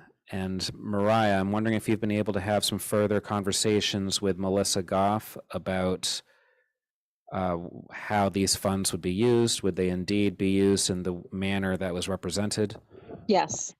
So Helen spoke to Melissa and Melissa thought the most expedient thing was to send the draft of the advisory committee's report on warrant Article 10, which follows that format that they've adopted recently, and very clearly within the format describes that the money would be going to Pierce.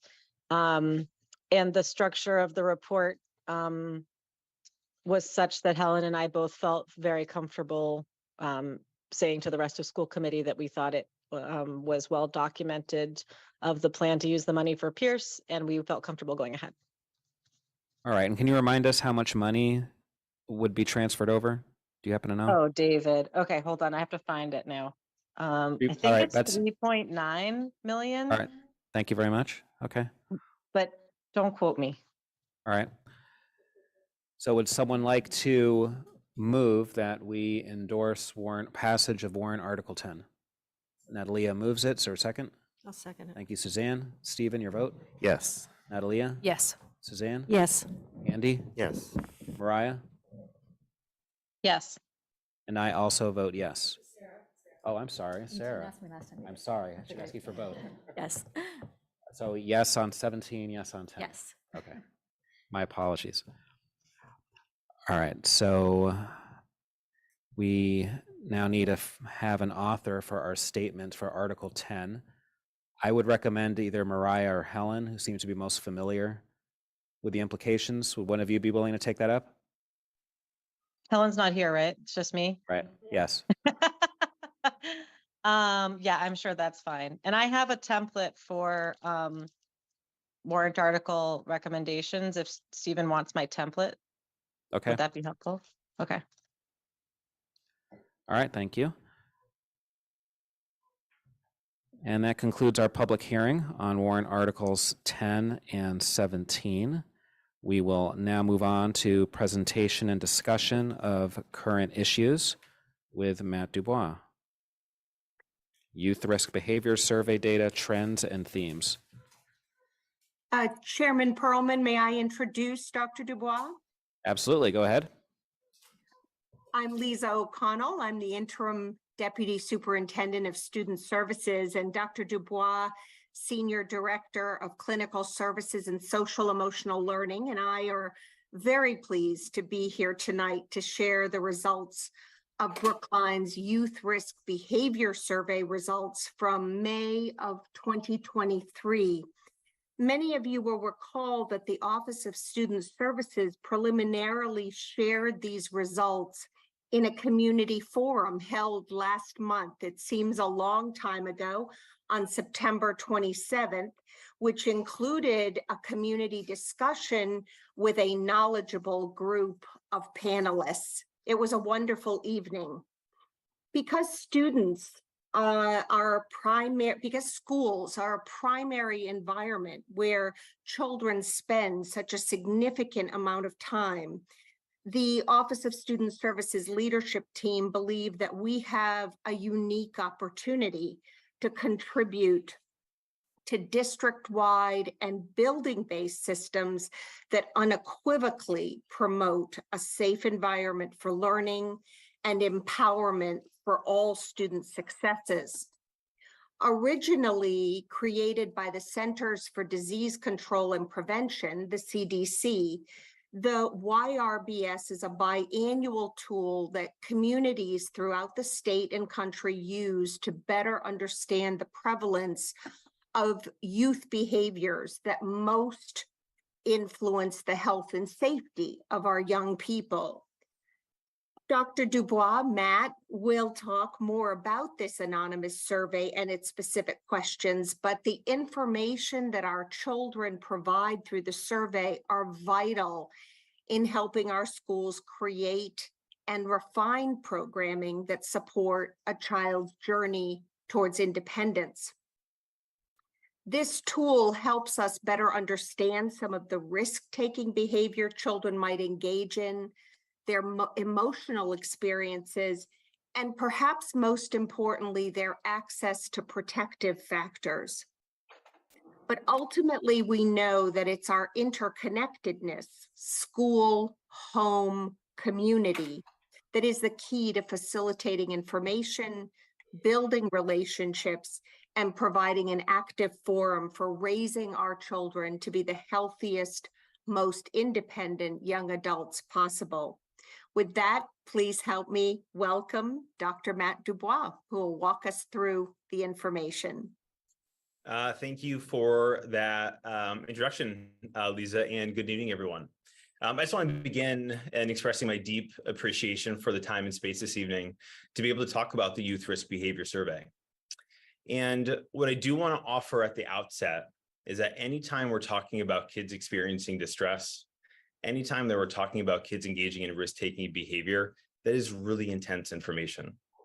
And so I anticipate as we go through the slide this evening, we're going to experience a full range of emotions. My hope is that when we get through the presentation, we are going to feel some level of optimism and hope, and that optimism and hope is going to come from how it is that we are using this information already to support our kids. As Lisa offered, the Youth Risk Behavior Survey is a tool that was developed by the CDC. And it's a tool that helps us monitor the behaviors that most influence wellness and safety among children and adolescents. Within Massachusetts, the Department of Health and DESE will collaborate with the CDC and produces something that's called the Massachusetts Youth Risk Behavior Survey. So when you see MYRBS, it's describing that tool. In most municipalities, most towns implement the youth risk behavior survey every other year. That's what we've typically done within Brookline. Some communities will do that more frequently, but traditionally over the past decade, it's a tool that we've used every other spring. In Massachusetts, we have a middle school and a high school version of the youth risk behavior survey. And although both of those tools measure the same areas that you see bulleted here, there's not complete overlap between the items. So there's some questions that only exist on the middle school version. Some items only exist on the high school version of it. As Lisa offered, this is a really powerful tool that towns and states throughout the country use and allow us to understand really, really important things about kids' safety and kids' wellness. Absolutely, each time we administer the survey, we're able to get a current, sort of a right now understanding of the prevalence of risk-taking behavior and access to protective factors for children. Because this is a tool that we use consistently across time, we're able to get really powerful trend data and understand how does the current prevalence compare to previous prevalence rates. And because this is a tool that's used throughout the state and throughout the country, we're able to compare our own data to those data at the state and national level. And as I go through the slide deck, whenever I have comparison data available at the state or national level, I'm going to offer those to sort of contextualize what we're seeing right now. But most importantly, in order for this work to be meaningful, we have to use this information to help inform, design, refine, and evaluate the programming that we have. This is powerful information. Kids are telling us what they need, and we need to listen. So the information I'm going to share is going to be pretty heavy, but I do have optimism and hope because of how it is that we're using this information to support students. A little bit about the administration of the survey. So back in April, we sent home a letter to all guardians who had a child in grades 6 through 12. That letter included what we were going to do with the information and also included full access to the survey questions. Families had the opportunity to opt out, and a pretty small percentage of guardians felt like it was the best decision to opt their children out. What I do want to name is at the point of administration, so when our kids were taking the survey, they had the opportunity to opt out. And you'll see at the high school level how that influenced participation rates. And then May, we administered the survey. It took about 10 to 20 minutes for students to complete it. It is a longer survey. It's about 100 questions. Kids in grades 6 and 9 through 12 took it during an advisory period. And kids in 7 and 8 took it during a health class. So you see here, so this is the number of kids who took it in grades 6 through 12. So it was just under 2,300 students completed the survey. Our participation rates are really strong in the middle school. So as you see there, 93% of students completed the survey. At the high school, the number was at 44%. And I do want to offer is that participation rate was pretty similar to what we observed back in 2021, but was significantly lower than what we saw in previous administrations. What I want to offer is that when we're doing survey research, that's not inherently problematic that we didn't survey the entire school population. One thing that we're looking to do within a survey is understanding for the students who did take the survey, how well do they generalize to the full community of Brookline High School students, right? Because if it compares pretty well, then we're able to make some generalizations. And overall, it was pretty good, right? The 900 or plus students who completed the survey were pretty similar to the full population of about 2,000 Brookline High School students. But there were some key differences that you see on this slide. So one thing I want to surface here, kids who identified as Black or African American were underrepresented in the sample of students who completed the survey. Students who identified as female were overrepresented within the sample. And at the high school level, we saw more 9th and 10th graders take the survey than 11th and 12th graders. Within that grade level data, it's actually been a thing we've seen really consistently with the youth risk behavior survey. Almost every time we complete it, we see a disproportionate number of 9th and 10th graders taking it. What was sort of interesting, when you go back to 2021, it was actually even more skewed towards 9th and 10th grade. For the most part, when we disaggregate based on grade level, we don't see a ton of meaningful differences with the exception of substance use. And so when I tap into those data, I'll talk a little bit about how that's impacting what we're seeing. But overall, right, with one of the goals for us to understand, is this survey giving us pretty good information about the current prevalence of risk-taking behavior and behaviors that impact safety. And can we compare that to what we've observed in the past? I feel pretty confident that we can. So here's the demographics of the students who completed the survey. As these are offered, this is an anonymous survey. And so students offered all of this information. For the most part, we kept the survey that was created by the state pretty pure. The one area that we did change it was with some of these demographic questions. And so we asked students if they felt comfortable offering information if they had an IEP, offering information if they had a 504 accommodation plan. And we also increased the number of options that were available to students to describe their gender and sexual identity. I wish I had 3 hours to hang out with you this evening so I could go through all the data that we collected. As I mentioned, the survey is about 100 questions, and so clearly we don't have time for that. But I have pulled out some information here that I think does a really, really good job at capturing overall sort of the state of wellness for our kids. However, if you do want to do that deeper dive, the report is ready. It's actually publicly available right now on the PSB website. And so if you're interested in looking at that full document, you can go to our website and you can access that report.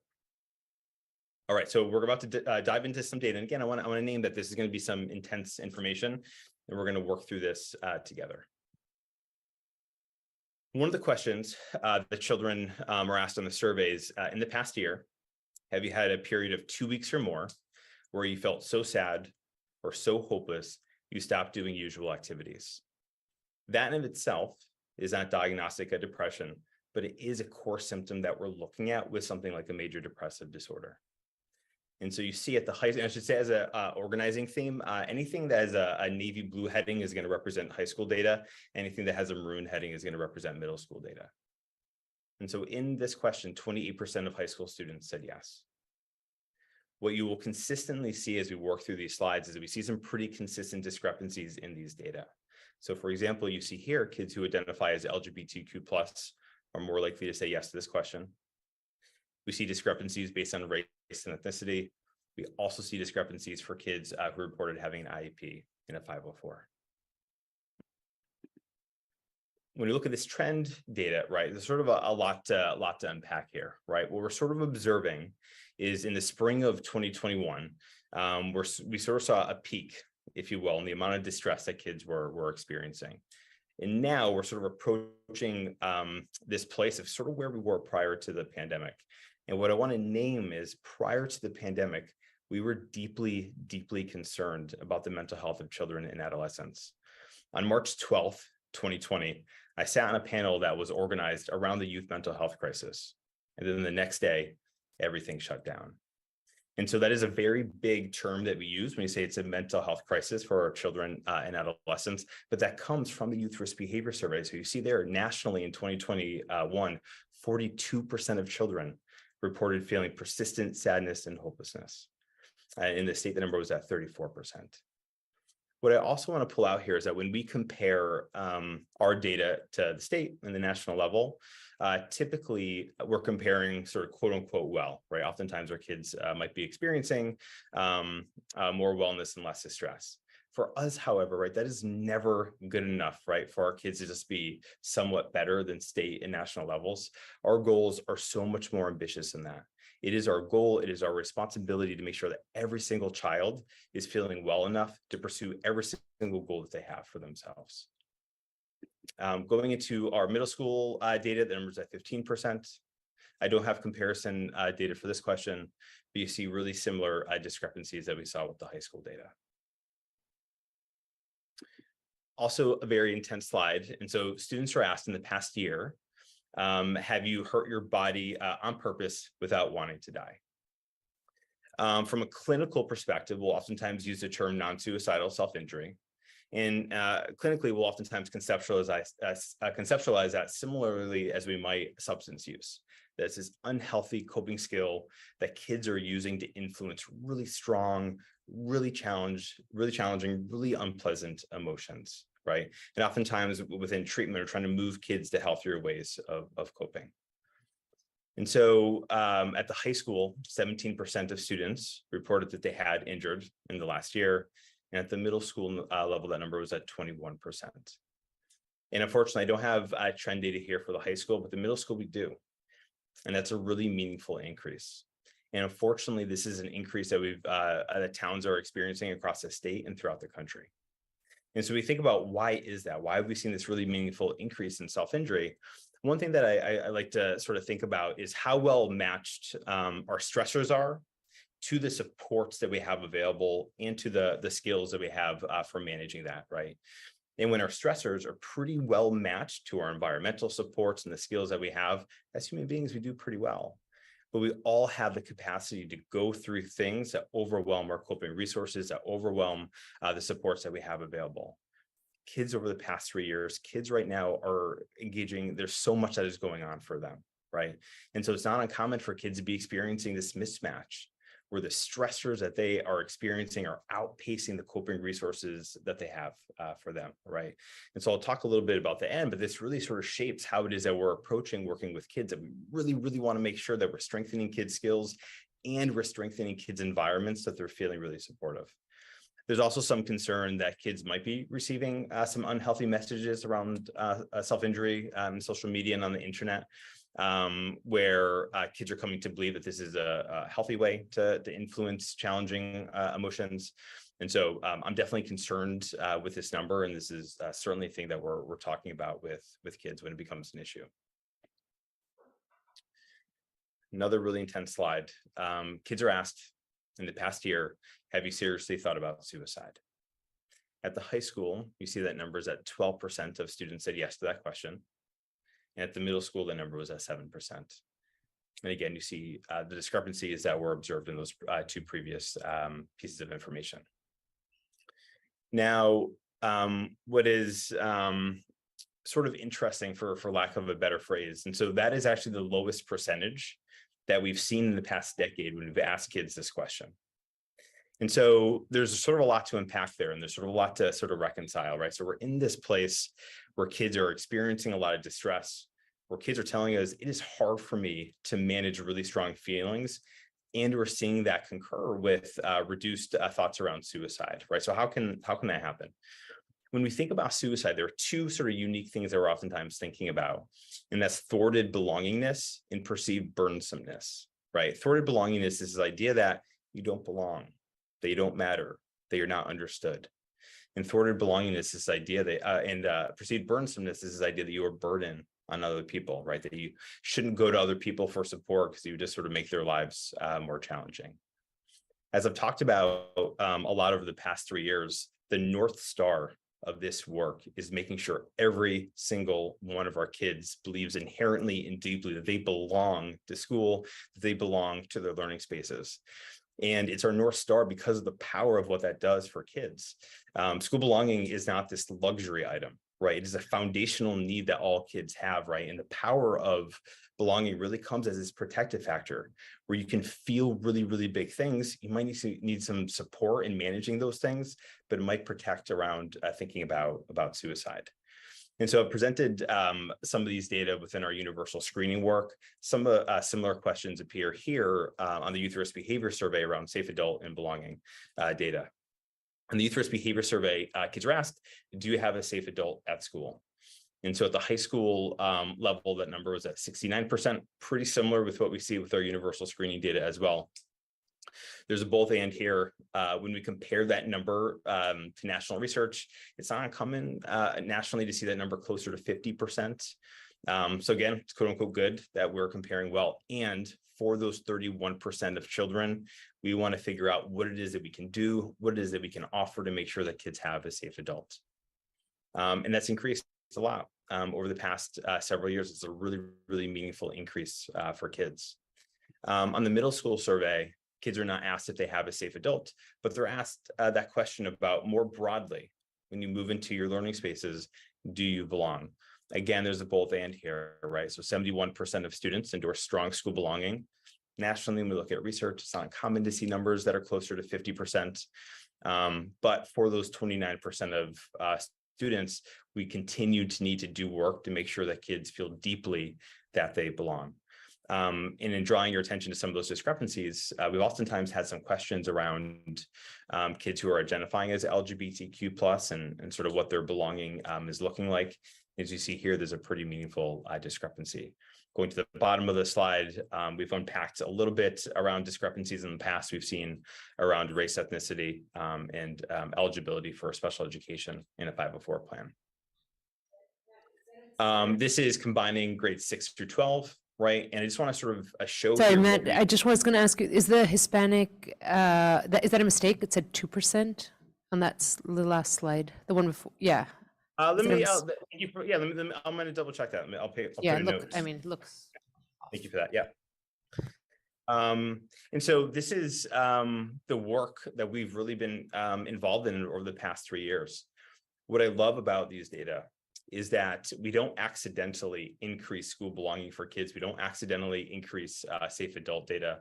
Kids have this beautiful and wonderful habit of making us earn that designation as a safe adult, right? We need to be unambiguous in communicating to kids that their learning environments are safe, that they belong there, that they matter. And so I see it when I'm in classrooms, the amount of work that teachers and educators are doing in this space. And so for me, this really strikes about how important this work has been. Sometimes we'll sort of theoretically describe this work as life-saving. This work is literally life-saving. And we have information about how this is impacting kids. And so this will continue to be work that we're doing, but this is definitely hopeful, right, that we're seeing the impact of this work on kids. Not a smooth way to sort of transition out of this into substance use. But I know this is information that people are really interested in understanding what are the choices that kids are making around substance use. What I want to name in this space, what we have seen, and this is pretty common, is that from 9th to 10th, 10th to 11th, 11th to 12th grade, we do see more students reporting lifetime use and use within the last 30 days. So because our sample is more distributed towards 9th and 10th grade, this is probably a lower number than what we would see if it was equally distributed. So I just want to name that. For most of these items, kids are also asked about lifetime use. When we think about more concerning uses of substance, we're typically thinking about the last 30 days, or that might be more of a concern for children. And so in asking kids about last 30 days of alcohol use, you see that number is at 22%. Again, when we look at trend data back in 2021, they had sort of a similar issue with sort of their sample, with it being more weighted towards 9th and 10th graders. Also the case with previous administrations. And so here, right, we're not seeing an increasing trend. Right here, the evidence would suggest that it's stable or decreasing. Middle school level, you see it's 10% use. That's been a pretty consistent number we've seen over the last decade. There's sort of that outlier there from 2021. The hypothesis there is when kids are asked about how it is that they access alcohol, it's not uncommon that they'll say within their home when there's not as much supervision. And so in the spring of 2021, where a lot of families were just home more, where a lot of folks were working from home, potentially there was more supervision, which reduced access, but that one is certainly an outlier. Here, kids are asked at the high school in the last 30 days, have you used marijuana? It doesn't ask kids to differentiate with how it is that they used. And I know this is a piece of information that the town is deeply interested in, given that we've opened up marijuana dispensaries in Brookline. What I also want to offer is the Department of Public Health is doing a really extensive marijuana study right now. And actually that report should be publicly available in a couple of weeks. And that report does include youth risk behavior survey data. And so last 30-day use for kids was at 13%. And again, here we don't have evidence that that number has increased as when we opened up the marijuana dispensaries, but the report that I just referenced is really going to sort of dive deeper into that. This is a topic that I know people are deeply interested in. And so students are asked in the last 30 days, have you used an electronic vapor? And when I say, I presented this slide now to a couple of groups. And as I present this, folks say, I don't think that number is correct. My experience is that way more students at the high school are using electronic vapor, and that might be the case. What I also want to name here, and this comes out a lot with substance use research, is that kids and adults, sometimes we will overestimate the prevalence rates of substance use. What I want to name here is that 9% is still a really big number. That still represents hundreds of kids at the high school, right? And so that absolutely is an area that we are already providing support to kids, already providing education to kids, thinking about cessation. And so as I say that, I really want to make sure that I'm not communicating, oh, it's not a big deal, it's just 9%. No, it is a very big deal. But positively, what we can do, and this has played out in other places, is we can use this number really effectively within campaigning and sort of understanding for kids. So when kids believe all my peers are using electronic vape, sometimes it can increase the likelihood that they use. If we can offer information that no, actually the majority of students at the high school don't use an electronic vapor, that could actually be really powerful to help prevent that. Use of substances, middle school, pretty low. That's what we've consistently seen when we've done the survey. And so you see a pretty limited number of kids reporting lifetime use of marijuana and using electronic vape. Then as students move through high school, we see those numbers increase. The last two areas I'm going to pull out here around social media and sleep. I've talked about this in a previous school committee meeting. Last spring, the Surgeon General released an advisory around the impact that social media is having on the mental health of children. There's an accumulating amount of evidence that social media is having a very real, very adverse impact on the mental health of children and adolescents.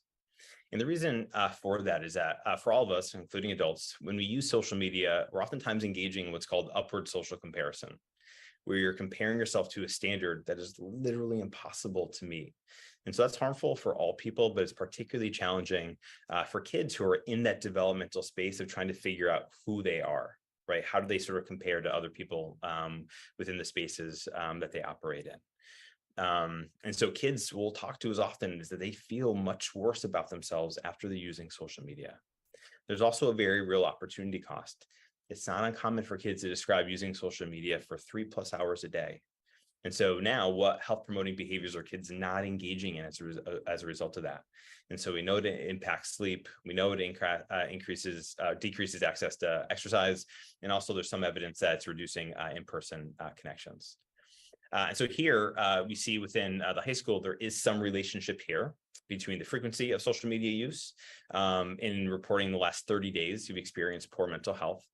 All human beings, not just teenagers, will underestimate typically their use of social media. So there might be a lot of kids who are in that several times a day bucket who might actually be in that once an hour bucket. And that's not because they're trying to lie, right? But that's just because just all people don't do a great job at sort of self-monitoring that type of behavior.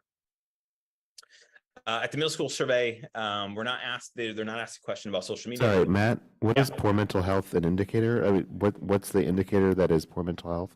Is that asking them about their mental health, or is that a proxy for something? A perfect question. So the question is, in the past 30 days, have you experienced poor mental health? Okay, thanks. Yep. And was that grouped together with the questions about social media use, or was that separate on the yes, survey? this is separate. Yeah, this is a separate analysis. And so the reason why I didn't pull it out here is actually mirrored almost identically with that 28% number around kids who reported feeling so sad or hopeless in the past. So it's a really strong correlation. Yeah. Okay. And so at the middle school survey, kids are asked, how often are you using screens for something unrelated to school? And you see here about 2/3 of kids are reporting using at least an hour or two a day. And then finally, this is a topic that I talk about a lot. Sleep is oftentimes described as one of the underappreciated aspects of wellness and mental health for adults and for kids. And what's interesting when we ask kids about sleep, it's not uncommon that they're sort of operating under this assumption that they only need about 8 hours of sleep a night. And that research typically comes from adults. The research that we do have indicates that kids probably need closer to 9 hours of sleep. And so at the high school, you see here that very few kids are reporting getting enough sleep every single night. And there's some relationship here between endorsing poor mental health in last month and the amount of sleep that you're getting. Slightly better in the middle school, but again, not enough kids getting enough sleep every single night. So that was already a ton of information. So I really want to be transparent here, talking about how is it that we're using this information. And as I've offered before, as we're thinking about our mental health programming, we have to be thinking about how are we preventing mental health challenges in our kids, then how are we responding when kids demonstrate a need, right? So that proactive piece and that responsive piece is so essential. I think maybe last year, or maybe the year before that, I know BEEP came here and talked about their use of Second Step within their preschool programming. This year, in all K-5 classrooms, kids are going to get exposure to the Second Step curriculum. It's a social emotional curriculum that teaches kids how to manage strong feelings, how to identify what you're feeling, how to solve problems, how to resolve conflict. And our hope here, right, is that we're going to strengthen kids' social and emotional skills so that when they experience developmentally appropriate challenges, they're going to have the skills to successfully navigate those. As I offered before, our work around belonging in relationships, that's work we have to do every single day. That work is not going away, right? So that's going to be foundational to our programming moving forward. Last year, we implemented the Signs of Suicide program in 7th and 9th grade. It is a really powerful 1 or 2 lesson program that teaches kids about the warning signs of suicide, teaches kids about the warning signs of depression, and most importantly, teaches kids how do you access support for yourself or somebody that you care about. And there's also information within that program around self-injury.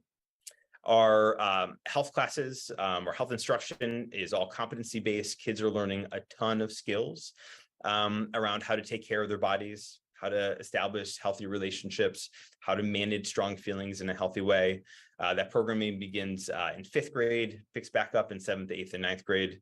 After 9th grade, it's not mandatory to continue with health, but there are some options that are available for students past 9th grade. When you looked through the data, what was certainly alarming to me is the discrepancies that we consistently observed for kids who are identifying as LGBTQ+. Kate Leslie, Julia Mangan, Stephen Easley this year have started the Queer Student Union at Brookline High School. It is this beautiful space that they have created for our kids. And it's really meant to be a place where kids can come and be affirmed, where they can just be in space with each other. And so that perfectly addresses some of the data that we observe there. And I'm really working with that group to understand what is the impact of that space for kids and how it's impacting how they feel at school. I have a 2, 4, and 7-year-olds, and parenting children of that age is challenging. Parenting teenagers has never been more challenging. Being a teenager has never been more challenging, right? So we want to name that, right? We want to make sure that we're offering parents and guardians with resources, with support, with training to navigate this time. So you see some workshops that we have available for folks throughout the year. Those are all over Zoom. We've tried to make it in the evening at a time that's pretty convenient for folks. We advertise all those in the superintendent's newsletter, and then oftentimes schools will send that out as well. And so I really hope that people will take advantage of that learning. And then finally, as we're thinking about responsive supports, it's really, really important. And the investment that we made almost 3 years ago in hiring adjustment counselors has been everything. You will not find a building, you will not find an educator who will not name how important that investment has been for children's mental health. They are working with hundreds of children on many of challenges, and it's been really, really impactful. And it's also increased our capacity for our school counselors to do a lot of prevention-based work. What's interesting for me is I'm trained as a clinical psychologist. And schools have typically been called the de facto mental health centers for children. And the reason for that is the vast majority of people who are trained to provide psychological services, the vast majority of clinical psychologists are actually trained to work with adults. So in the past 10 years where there's been an increase in the number of children who required mental health services, there haven't been more people who have trained to then provide those services. So the supports that happen at school have never been more important. And so we feel just incredibly lucky to have such robust staffing patterns to meet the needs of kids. And we want to make sure we have really strong partnerships within the community. So we have a really strong relationship with the Brookline Center. We have a really strong relationship with the Quincy Family Resource Center. I've talked a little bit before about our contract with Cartwheel Care, which provides rapid access to mental health services. And so we're feeling pretty good about the supports that we have available for kids.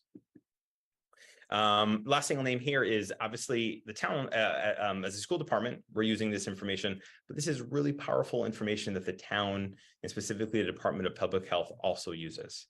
One thing I want to surface here, and some folks might know this, but we actually have 2 social workers from the Department of Public Health who are housed within Brookline High School, and their work is organized around substance use prevention and cessation work, right? So when kids are using substances, supporting them to sort of identify other ways of healthy behavior. And so that's really, really important work, and I just wanted to make sure that folks were aware of that. All right, that was a ton of information, and I anticipate folks probably have some questions. Thank you very much for that very thorough, detailed presentation. Sarah, go right ahead. Yeah, I found your discussion to be really contextualized. I really appreciated that it wasn't just data, but I could feel the individuals behind the numbers that you were talking about. So that was really great. Thank you for that. I don't know the name of it, so I just was wondering if you mentioned this already. Do we have a program for transition from treatment back into school in the high school? Yeah, thank you, Sarah. What an awesome question. So we do. So, and tell me if I'm not describing what you're asking about. So one program we do have available at the high school, something called the Bright program. That's a program that's available for kids when they have to miss school, whether it's because of medical treatment or psychiatric treatment. And that program does a lot of really thoughtful programming to help kids re-engage in school. Natalia? I have a lot of questions, so maybe I'll reach out to you, Matt, separately. I mean, this is fantastic and depressing, as you said. Quick question on the, I assume you don't give any incentives for people to complete it, but do you disincentivize not completion? Like, could you have a different survey and say you can either complete this or you have to fill out this, like somehow to get that? I don't know, it feels like we should try a bit harder to get a little bit more completion rate. Spot on. Yeah, and it's a thing that I've thought a lot about. You know, I want to make sure we're being ethical, that we're not making kids do a thing that they actually don't feel comfortable doing. But you can give them something very banal, but it's also an 100 question like answer about something like somehow that they know that they have to spend that time rather than get to hang out. And we're doing a version of this also with our universal screening. What I think, and I'm trying to, so often, like before this round of surveying, kids watch a video of me for a minute talking about the survey. Maybe they can sort of enhance the effectiveness of that. But I really want kids to understand that when you complete the survey, it doesn't go into a vacuum, right? It doesn't just go in a drawer, right? That there are human beings like me who organize a lot of their work around this, right? And it's not uncommon. And this is the thing that I love about Brookline is that kids will email me and say, hey, what are you doing about our mental health? And so for me, it's able to say, hey, remember that survey that was in advisory? That's one really powerful mechanism that's available to you to communicate to me and to other leaders about what it is that we can do to support you. A similar question I have, so on the participation rates, we see that it's 92.9% for 6 through 8, which seems pretty good. And then it drops to roughly half of that for 9 to 12. To what do you attribute the much higher level in 6 through 8? Is it that the survey is being completed during class time? So they're both, you know, the mechanism is actually pretty similar. I guess our middle school students are more compliant. Maybe they think it's not optional and do it. And by the time kids get to 11th and 12th grade, they're just saying, you know, I'm going to use my right to not take it. But my hope is that I can continue to make it feel really relevant to kids and they can appreciate why it is that we're asking them to do it. All right, Natalie, you had some more questions? One is the definition, two questions. One is about self-harm. How do you define it in the questionnaire, especially for the little kids? And what supports do you have around, like, do you see an increase? Like, I could see these questions being triggering for some kids, especially high school students. Like, do you see kids stepping out and is there like a support? Yep. And so with both surveys, kids are told that if they need to check in with a supportive adult afterwards, they can absolutely do that. Everybody who's administering the survey is also sort of trained to look at, hey, if you see any kids in distress, make sure you walk them to the clinical suite or to the nurses space. And so we can take care of kids that way. I didn't get any reports that happened. And so I'm hopeful it wasn't activating for kids. And I would say too, that's also why parents are opting their children out, that they want to sort of prevent those type of responses. With the self-injury question, the way it's worded is, in the past year, have you hurt your body on purpose without wanting to die? And then it gives a couple of examples of what that looks like. So burning your skin or cutting your skin. Yeah. Mariah? Thank you. Thank you, Matt, for this presentation. And it was very comprehensive. And I had one question, which is, I remember Alice and you had an interaction last year, and I was wondering if you'd had the opportunity to take up her offer or any other students to be able to increase the participation, or if we haven't made it far enough through the cycle yet for you to be able to take advantage of that. Oh, no. So yeah, so Alice and I met and we did some campaigning. It didn't work, unfortunately. She messaged in a really powerful way. But it doesn't mean that we shouldn't keep on doing that. So I definitely want to think about peer leaders at the high school and sort of do some campaigning with the biggest idea is I want kids to know this is a vehicle, this is a tool that they can use to communicate what they need. Suzanne? Thank you for this, Matt. So this is anonymous, correct? The survey, yeah. So, if a parent has a concern or a teacher, let's go with the parent. If the parent has a concern about their child, who could they talk to at the high school or the middle school? What would be their best place to go? I would say if you reach out to your child's school or guidance counselor, that is a perfect place to start. You can really reach out to any adult, however, right? And that adult oftentimes will funnel that communication to a school counselor or to a guidance counselor. I'm really happy you asked this question. We do not want kids, we do not want families hurting in silence. Again, we have a ton of supports that are available at school. I am impressed every single day of the amount of supports that our counselors are able to provide. So if you're worried about your child, if you're worried about sort of what's going on with your family, please reach out to any adults, but your school counselor, your guidance counselor is usually a good person. Maybe I might suggest the school nurse. I think people think of the nurse as someone they can go to, so maybe we would also suggest that. They may not know their school counselor for their child, I don't know, but they would know who the nurse is, so. Yeah, okay, thank you for that. So, and I just want to say thank you for the efforts in the lower grades. I think it has to start in the lower grades so that, when they get to middle grades and the high school, they already have this mindset that it's okay to look for an adult to get help. And one thing I told my children and I told the students when I was administrator is if the first adult does not help you, go to another adult. And you keep going to an adult until you find one that will help you. Because sometimes the first adult was like in the middle of something, or they just can't focus right then. So that doesn't mean you should just give up. You should keep going to an adult till you find someone who can help you. Andy? Thank you.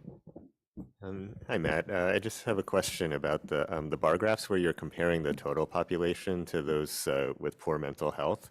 How do you determine whether a student has poor mental health? Yep. So that was sort of reference to the question that Stephen asked. So there's a question on the survey. In the past month, have you experienced poor mental health? And so I just took that question and then compared it, correlated it with It's a single explicit question. Yeah, exactly. Yep. Just a follow-up to Andy's question, is there any explanation as to what poor mental health means so that students have an understanding of whether that's something that they should be checking off? I don't think so. I think it's, but I'm not sure. I can get back to you on that. Okay. Stephen? Thanks, David. I just forgot my questions. I had 3. Right. So thanks very much for that excellent presentation, Matt. It was really rich. The first question was about safe adults. I was wondering about the seeming lack of correlation between safe adults and a sense of belonging. It wasn't here, and I remember it wasn't on last year's presentation either. Does that suggest anything to you? And should we read anything into it? Yeah, no, I thank you for that. Yeah, so I think what we, in thinking about school belonging and thinking about a safe adult, we want both of those things to be present for children, right?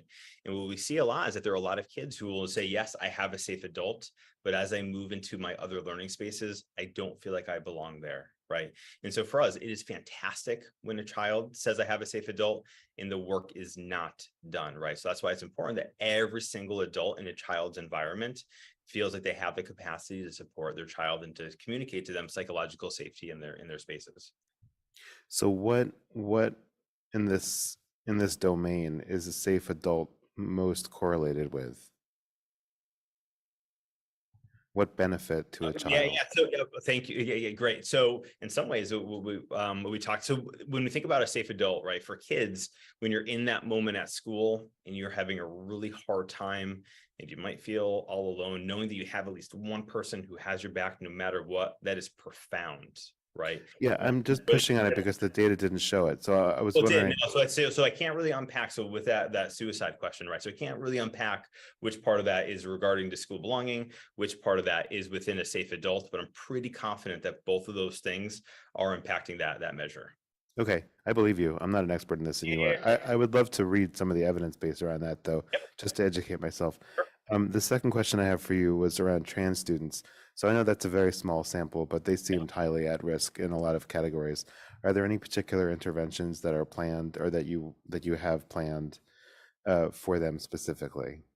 Yeah, well, so I talked a little bit about the queer student union. That's really, really, really powerful, and that's a really, really important space. But I also want to sort of highlight. I guess I mean specifically if a kid identifies as trans and tells a trusted adult about that, does that trigger anything from any staff at school to say sure, like yeah. this is a category of students Yeah, who so we know is highly at risk for a number of behaviors that are destructive or could lead to something worse? the one thing that is available for kids and families is a gender support plan.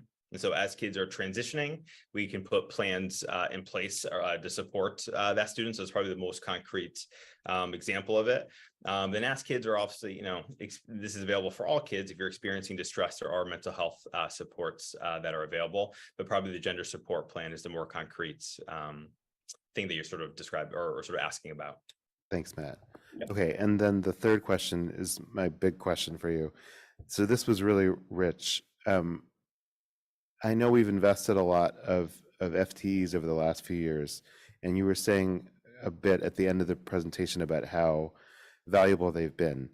The data you presented showed relatively flat lines, though. I don't doubt that whenever I hear stories, I hear how overloaded they are because there's so much work to be done, and I trust that there's meaningful work that they're doing. And I know that those flat lines have to be measured against national and state data. It's not just, I mean, there's larger trends that they're working against. How do you look at the data that you presented and determine the extent to which we're successful in the work that we're doing? How do you look at, I'll just leave it there. Are there ways that you look at these trend lines to determine whether our investments are pushing us in the right direction? Because the trend lines aren't all going up. Most of them are flat.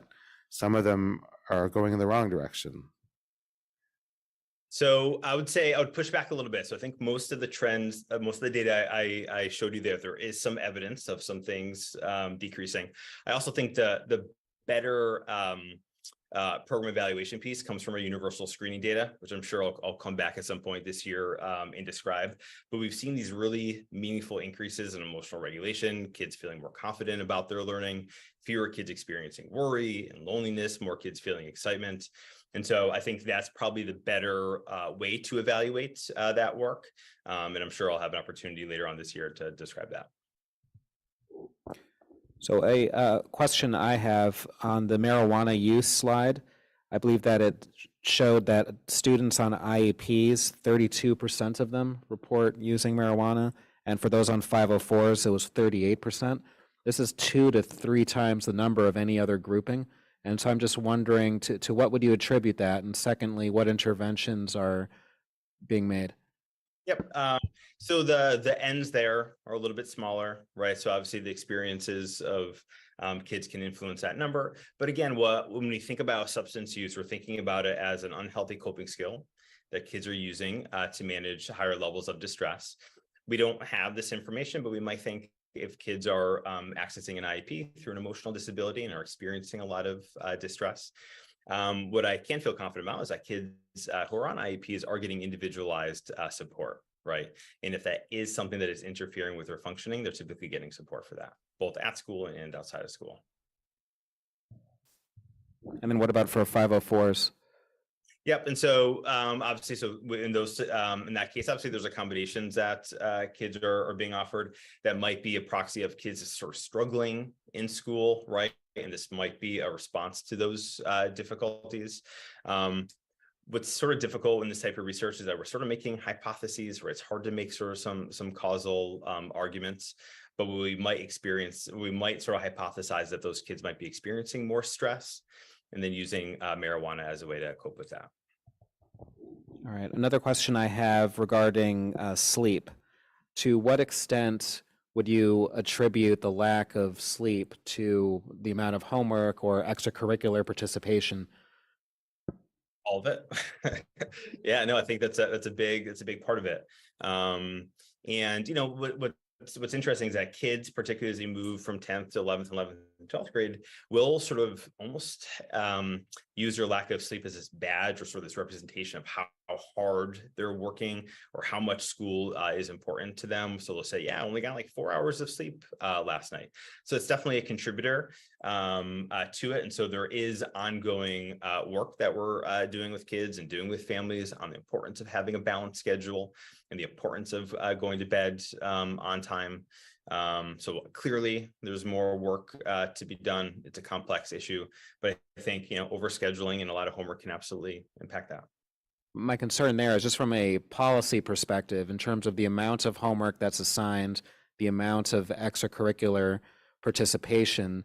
I'm not suggesting that students receive much less work to do, but it can be sometimes difficult to say, go to bed at this certain time, and yet there might still be homework left and the student wants to get good grades. And I get it. Yeah. And I would just offer, you know, again, you know, there's some variability there, right? But if we're creating a schedule for a child where they're not consistently getting to sleep until midnight, 1 o'clock, it is going to be really hard for that child to feel well. And so maybe there's some family decisions, some individual decisions, maybe there's some policy decisions that impact that. But there's just so much research, so much evidence that communicates the impact of sleep on people's wellness. Any other questions, Natalia?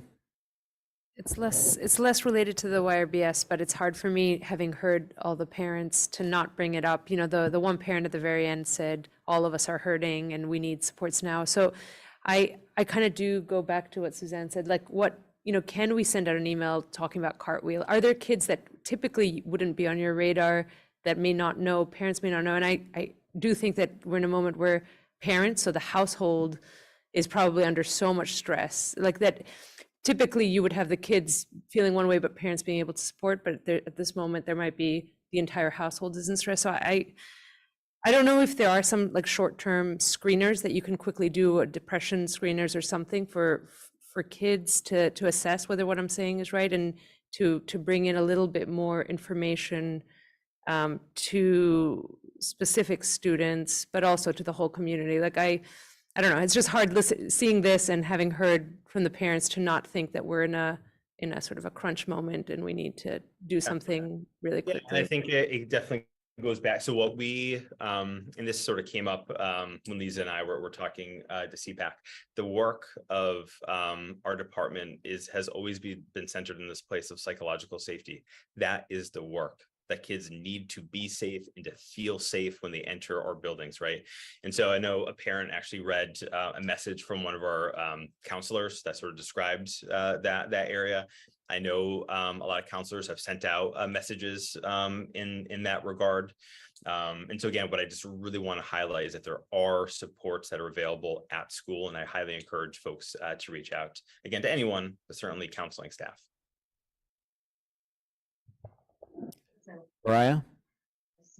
Thanks. I want to second what Natalia said. When I heard about Cartwheel last year, I asked when it was going to be announced to the community, and I don't know that it has ever actually directly been announced to the community that this resource exists. And Yeah, I so think that it should be. It should be just not to, even if it's that the access is through talking to your guidance counselor, the fact that PSB has invested in this external resource, I really think needs to be promoted. Yep, and I appreciate that, and I want us to be really thoughtful about what that looks like. I feel relatively confident about the messaging that staff has had with parents, but Mariah, I hear what you're saying. Okay. The second thing I wanted to ask is, there's a lot of different, how do I put this? Varieties of behavior that are being measured in the survey. And some of them, like social media use, are, have perhaps indirect, but some of them are really, really scary, like the suicidal ideation and the self-harm. And I know that this survey is anonymous, and it's unlike our universal screener, I believe, which allows you to follow up on individual students who report behaviors. Yep. And I'm wondering if we have any mechanism, though, to address particularly the most severe, serious behaviors that are the most concerning, and any way to follow up on those with students who may have reported those. Yeah, so I referenced, so in the Signs of Suicide program, so that occurs in 7th and 9th grade, kids actually complete a depression screener as part of that actually asks kids about suicidality, and we do follow up directly with those students, so that's not an anonymous part of it.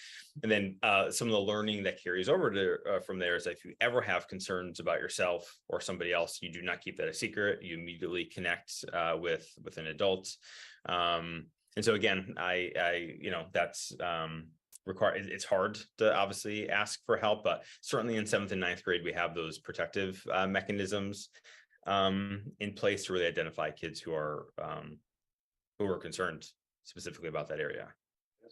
Do you feel like just to follow up on this, do you feel like our follow-up programs and our identification of specific students is close to or at the percentages that we are identifying in the population? Like, are we following? I think the number on the slide was maybe 8% of students who have had suicidal ideation. And I'm wondering if your numbers are close to, we are following 8% of students for this already. Have you sort of identified, even if you don't know it's the exact students, are you close to that, or are you much lower than that? Good question. So I would have to look, but that's a beautiful question. One thing that's a little bit tough and that doesn't quite differentiate within the question is that there's certainly a continuum there of suicidality that sort of ranges from some more passive to some more active. We have a lot of protocols. We have a lot of training in place when it moves into that more active place, but I can certainly look at some information to see how well that approximates it. Thank you. I would really appreciate knowing that, just to understand, because it's just, as a parent, but anyone in the community, is so Absolutely. concerning. Thank you.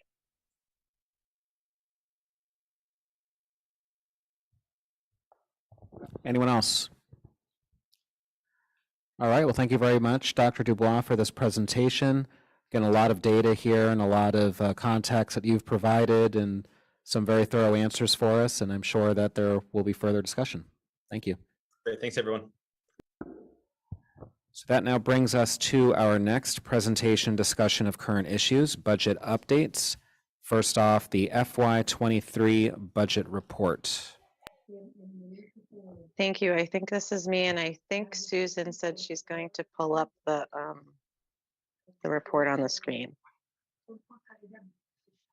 And I'm going to be talking, once that's up, I'm going to be talking from my document, or maybe I can see it from Susan's. Yeah, I can see it from Susan's. Okay. And I'm just going to apologize in advance. I have not a great headache, or a bad headache today, so I'm going to do my best.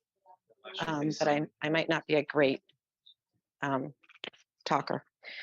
So at our finance meeting last week, we reviewed the FY23 budget close, and just to review for people, that's July 1st, 2022 through June 30th, 2023. And you can see on the screen, there is the breakdown of personnel expense, that's the second row, and non-salary expense with details there. There is the amended budget, which is the budget from the November 2022 town meeting. And then how much was expended, how much is still expected to be expended, which is encumbered, that column, and then the surplus and deficit. So the key points that I'm going to bring up and then just double check with Susan to make sure I don't forget anything critical is that of our total budget, you can see it was at 125.6 million. And if you scroll, maybe I need to move over to the right. There's right now a balance of $2.3 million that was not expended. And I just want to highlight that there's the encumbered column there as well. That was 1.3 million. During the meeting, Susan explained that a significant portion of that has already been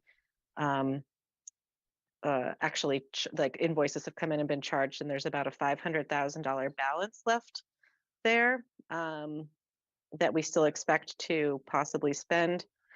So that if we do not expend some of that 500,000, then that would increase the $2.3 million that is a surplus at this point. And what are some other key things I want to bring up? You can see some of the other sort of mentioned columns there. So there's ARPA, ESSER, circuit breaker, and those are relatively low balances in either direction. And if you go to the next page, Susan, we also discussed the ESSER grants, and you can see that in the far right column of ESSER, there's some small balances left in ESSER 1 and ESSER 3, and ESSER 2 has about $300,000 in it. And although ESSER 2 expired in September, there's still time for us to actually charge things to it. And so those will all be zeroed out appropriately. We will not leave money behind on those ESSER funds.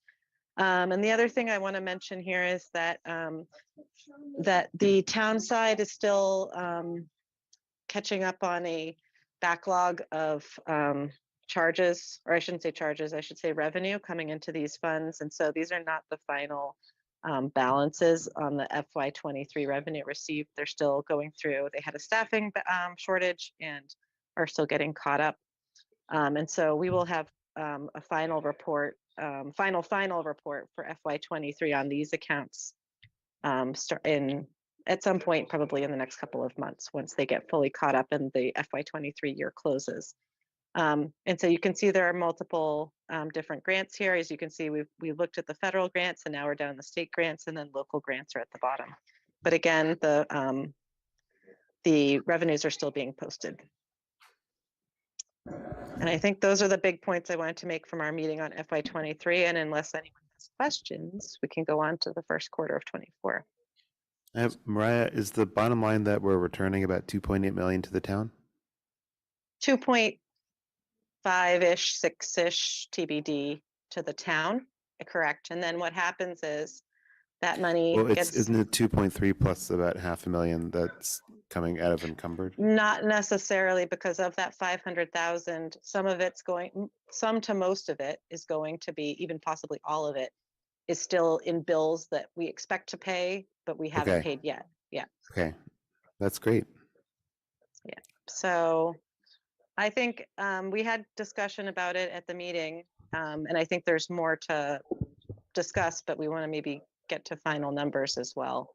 And I think that one of the things we've talked about is what does it mean to have these balances left over? You know, is it understanding? Was it questions of staff that positions weren't filled and so forth? But we're waiting for final reports as well.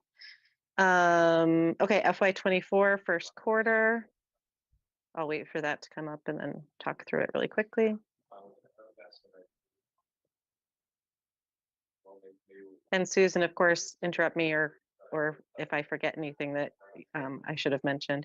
So this is first quarter of FY24, which as a reminder is July 1st through September 30th of 2023. And because July and August are not full school months, it's summer vacation, they don't have the same level of personnel expense in this first quarter that you would expect from a quarter that was really during the school year. So you can see some of the costs here. You can see that of the $130 million budget, there's about almost $16 million expended so far. And if we keep going, again, you can see those federal grants, state grants, and then the next page is the one after this is the local grants. And it's important to note that because, as I mentioned before, the Treasurer's Office is still getting caught up on posting the revenues. They are not into FY24 yet. And so you will see some revenues here, but it does not, almost certainly does not reflect the entirety of the revenues that we would be expecting. In our conversation at Finance, one of the things we mentioned was, and this relates to FY23 and FY24, was getting an update from Brookline Adult Ed on the status of how their finances are going specifically. And you can see the base account is in the third line of the revolving gift and fees that you see there. And I'm trying to remember if there was any other big topics that we talked about during this conversation. Susan, is there anything I've critical or anyone else who was there critical that I've forgotten?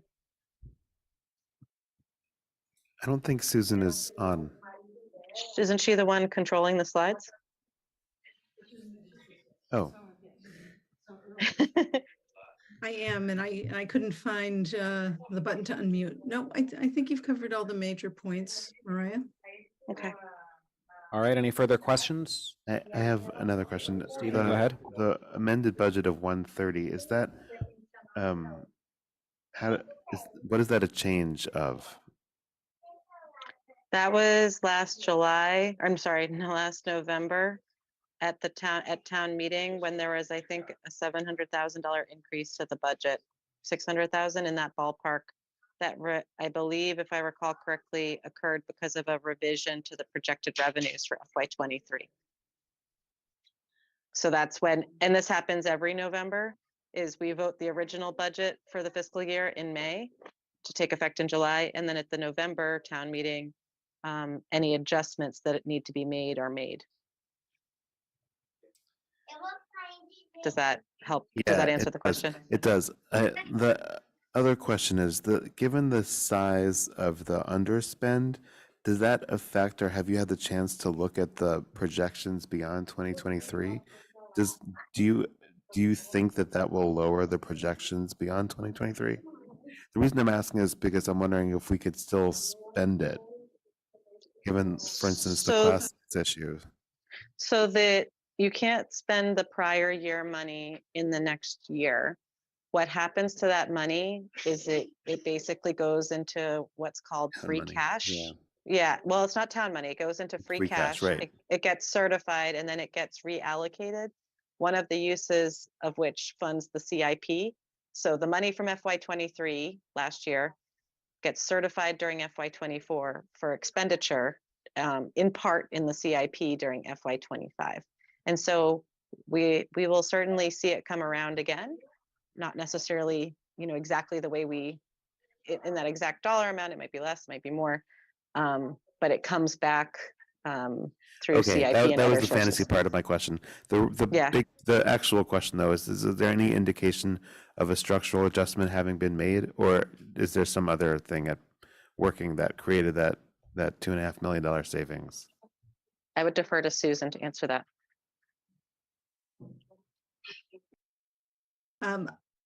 Since I wasn't here last year and was not familiar with the ins and outs of what occurred, I can't really answer that question personally, but I do recall in Ruth's reports to you that she said that on the staffing side, because of the labor shortage, we were unable to fill some of the positions, especially in the upper leadership roles, which created some breakage for you throughout the year. So I know that when you're looking at money left over on the salary lines, it had a lot to do with that.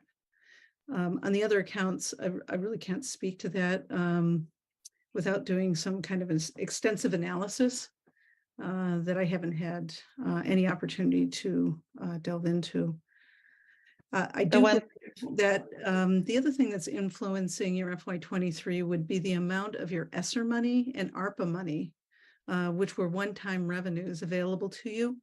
And but that was in the projected budget in the first place. It's not like we found savings relating to ESSER and ARPA. No, but one of the things that I did note is that you've leveraged your grants to the maximum.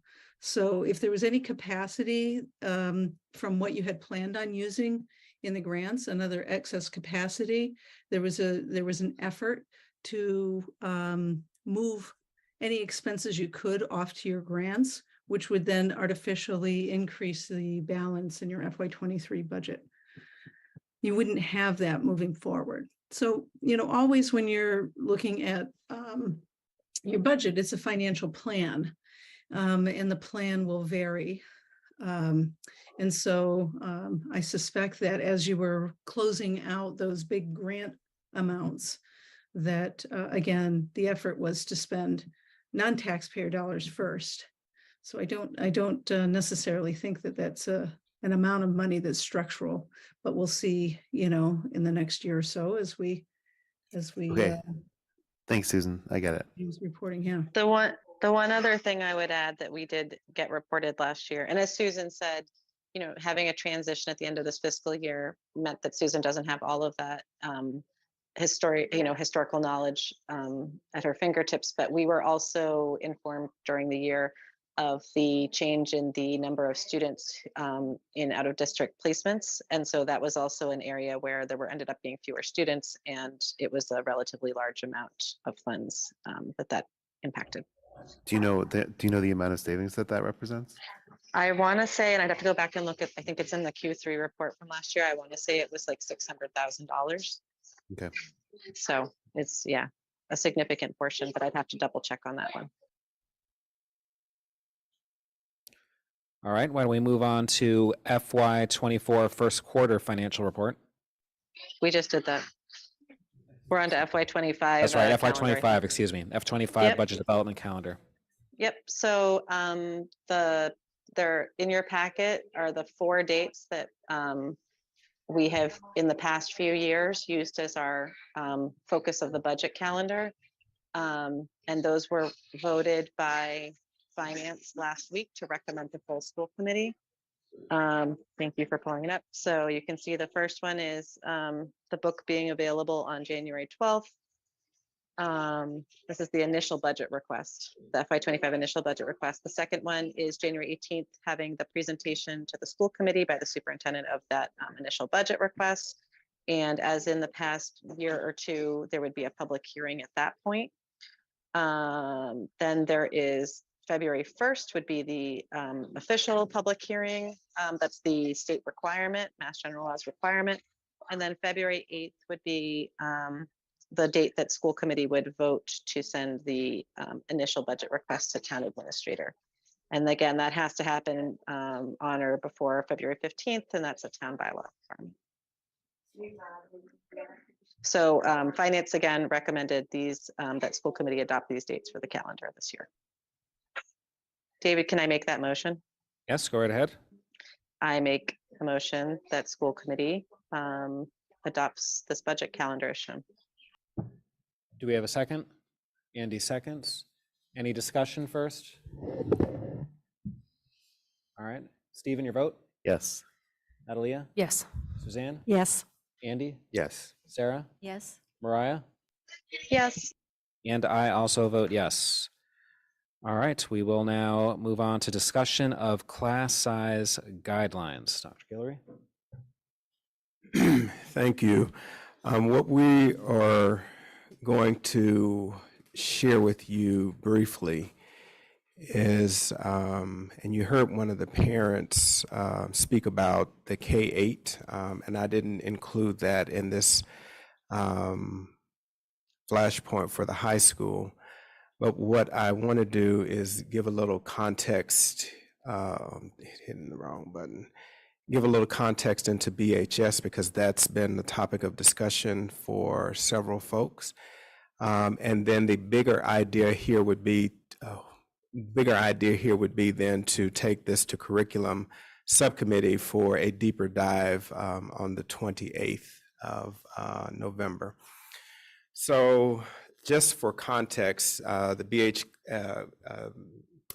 Fortuna, Gabe, McCormick, Anthony and Hal and I met earlier today to look at where we stand at the high school for the class sizes. So there are a total of 785 sections at the high school in total. And what you see on the left-hand side of the column is the enrollment for certain sections that we pulled up, and we've shared the number of sections in those particular categories, and then the percentage that that represents. So out of the 785 sections at the high school, there are a total of 116 of those sections that are 26 and above.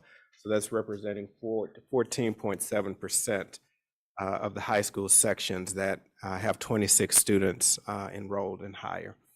Now, what Hal did share when he was looking through this earlier today is that some of those larger sections that we were seeing, enrollment has dropped in some of those sections, which typically happens as students matriculate out of various sections. When we look at the number of sections at 26, there are a number of sections with 26 students. There are 57 sections with 26 students, representing 7.2% of that 14.7, and the remaining 7.5%, we have 20 sections with 27 students, 12 sections with 28 students, 8 sections with 29 students, and 19 sections that have 30 and above, and those numbers are 30, 31, and I think a couple that are at 34, if I'm remembering correctly. And so again, the big question is what happened? I think with the budgeting conversation we were just having, remember that we were working with a very competent consultant that was serving as our part-time deputy of admin and finance at the time. So we weren't working with a full-time staff member in there, although she worked her heart out to keep us moving forward. We recognize that while the district enrollment itself at the K level was lower, or where we lost students, the high school was pretty consistent, but we also saw a little uptick in the high school enrollment. The high school also shared that 1.5 of their FTE was dedicated to reimagining ninth grade, as well as continuing the innovation classes. And the high school, as they were building their sections, remember we were building two budgets. We were building a reduced budget, as well as an override budget, as well as working on working through the debt exclusion override pieces as well. But the high school made an intentional decision to maintain lower enrollment in the standard and college prep classes. With that being said, they were looking to build class sizes of 26 were planned for sectioning for the AP, the honors, and the advanced courses. And the high school, again, knew that scheduling would be tight this year. And there is also, and I think Mariah can talk more to this, the doubling up impact where kids that want to take multiple AP courses also feeds into this as well. So again, this is the sort of what I would call the tip of the iceberg. This isn't everything, I think, that impacts what happened in terms of the class sizes, but to give some broad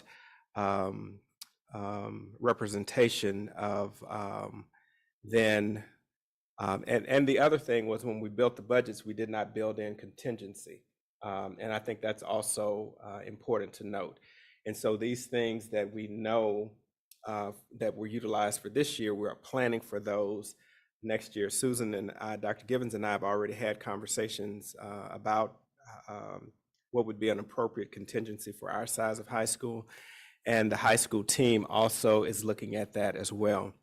What's important to note is as we look at the ninth grade cohort right now, that's our largest cohort in the high school. And I think when I looked at the numbers, I think the senior cohort is about 513, maybe at the time when I looked at it, but our current eighth graders, that number is about 511. So when we lose that group of seniors, we're going to replace them with a similar amount of freshmen potentially. So we'll know that our high school enrollment at this point is projected to be about the same right now. And I think also on this notion of enrollment is that we have commissioned Cropper McGibbon to do another enrollment study for us as well, so that we will be better suited going forward to accurately project our enrollment, where we're going to have bubbles and those types of things. So the other place that I was going with this is that as we're thinking about the FY25 budget, then making sure that we have contingency in place. And the other part is looking at our timelines, because again, our budgeting process is well in advance of the high school sectioning aspect of it. So when we get down to building the schedule in June, July, at that moment, what are the additional safeguards that we can put in place, recognizing that we're also having staffing shortages nationally as well. And so those are the considerations that we're having, that we're starting to talk about now for FY25. But I think at the curriculum subcommittee, and the high school team will be present there. And I think, and that will help answer more of the detailed questions that folks have around this. So I just wanted to give some broad context into the BHS class size issue. Now, the other part that we heard, I think Ms. Roberts mentioned earlier, was around the Heath section, because that is the third graders at Heath are those that are pressed right against those guidelines, those CADE guidelines of 25 per section. And if that's a value that the committee wants to take a deeper dive at and make some adjustments to that, I think that would be the opportune time to say, we're going to keep our guidelines as they are for K-8, or if we don't want them that high, then I think we need to adjust those guidelines to say that as well, because again, as we try to make staffing decisions or build sections around this, that becomes a very real reality. Now, and then that also then impacts the specials that go along with the number of sections and those types of things. So it's not just a one change, but it impacts multiple categories there. Again, not the deep conversation for tonight, but just to give some broad context into the broader impact of those types of things, or those types of decisions. Leah? Questions. Can someone remind me of the guidelines? What are the guidelines for the different ages? And also a question on what is on the other end? Like, are there any classes in the high school that are like under 10, or like, I don't have the full distribution. What does it look like? That information will be helpful, and I think the high school will be prepared to share that at the curriculum meeting. There aren't any that I'm aware of that are less than 10. Is that okay? 15 is where they try to keep that. For the K-8, the guidelines are grades K through 2, 22, and grades 3 through 8, 25. BHS doesn't have guidelines in the sense that we have them set for K-8. But when we look at the policy manual, I think keeps that number around 10 for the lower end, but the high school tries to build, not go below 15 when they're looking at sections. And then there are times when there are what I would call boutique classes or singleton classes that that may be special considerations, but to Leah's point, we'll be able to do a closer look at that on the 28th.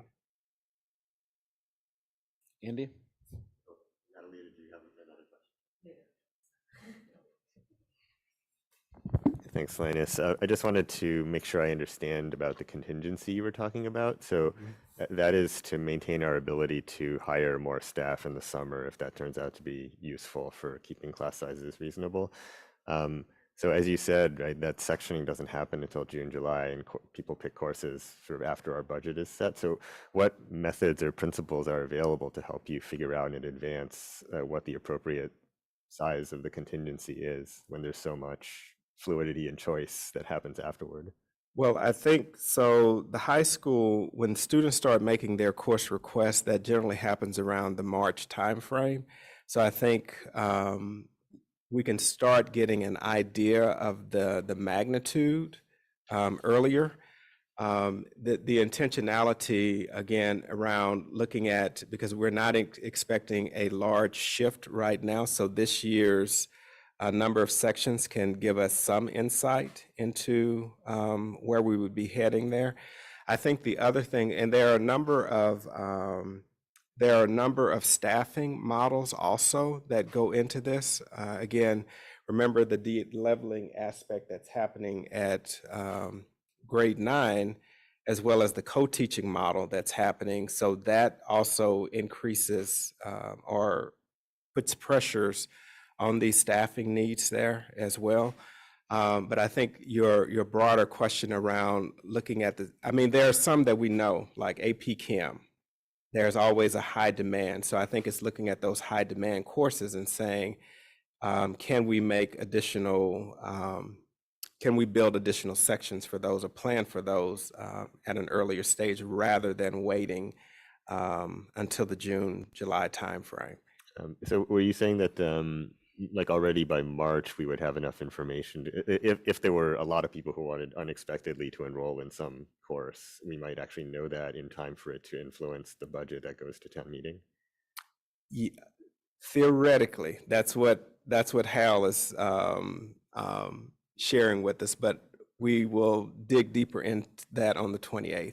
Okay. But I think they get some semblance of that, but actually putting the puzzle pieces together doesn't happen until later, but certainly the course requests can give us some idea. Okay, well, that's really useful to know. Yeah. Thanks.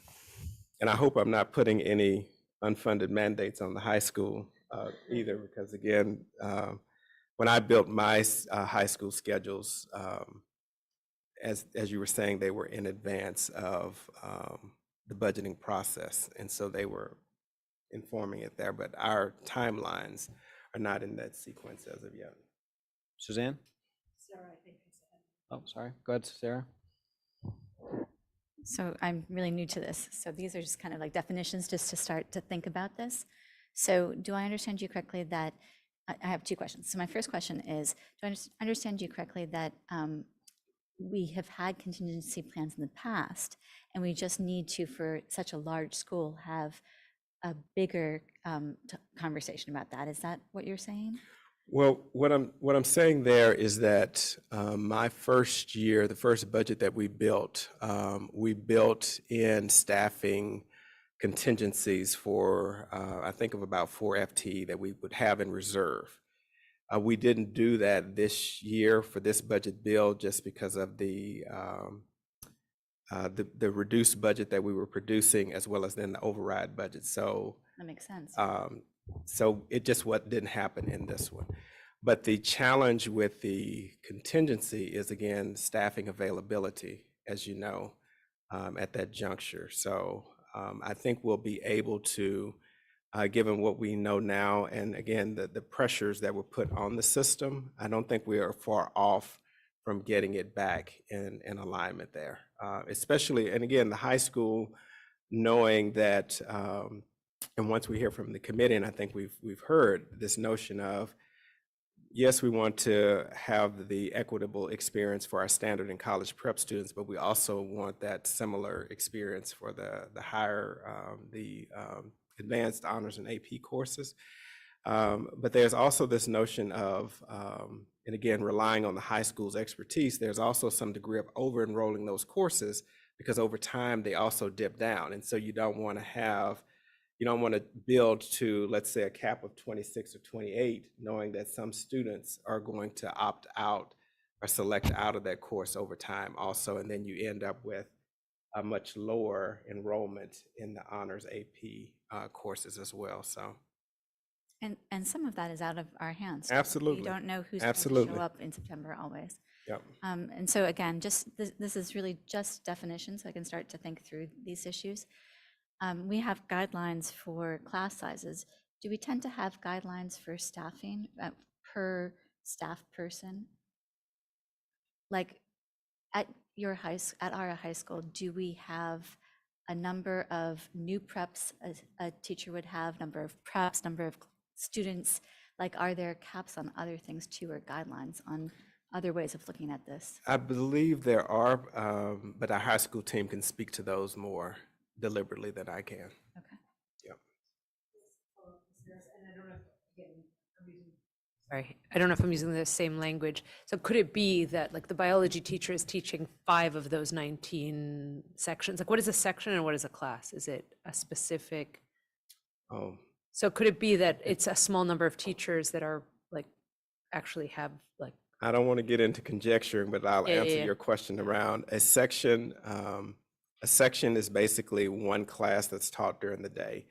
The course could be AP Chem, AP Biology, standard biology, et cetera. But there are different configurations. So for example, I know the ELA department, they teach 4 sections. And then some of the departments do 4 sections plus a tutorial to make up their 5. But the high school, again, can give all the specifics on those. Because it's different. Right, and why that's interesting is because we may have a little bit of play in staffing in order to add an additional section if you can take something else off of somebody's plate, right? Or we may not. But that's part of the equation. Suzanne? Yeah, thank you. So I'm wondering, Dr. Guillory, we've talked about this before, but for the second semester of the year, I know we're not going to add additional classes that would change the schedule for everybody, but can we offer support in some of those large classes? So we talked about that today, and the high school is taking that under advisement to look at that, and we'll be able to speak to that on the 28th. Okay, thank you. Yep. And so kind of related, but not quite, is, I think the tendency has been maybe in the past that like an honors or AP class can handle additional students. However, thinking of it as an equity issue, if we're trying to get more of our students at all levels to perform at the highest level they can, we might want to be able to give support.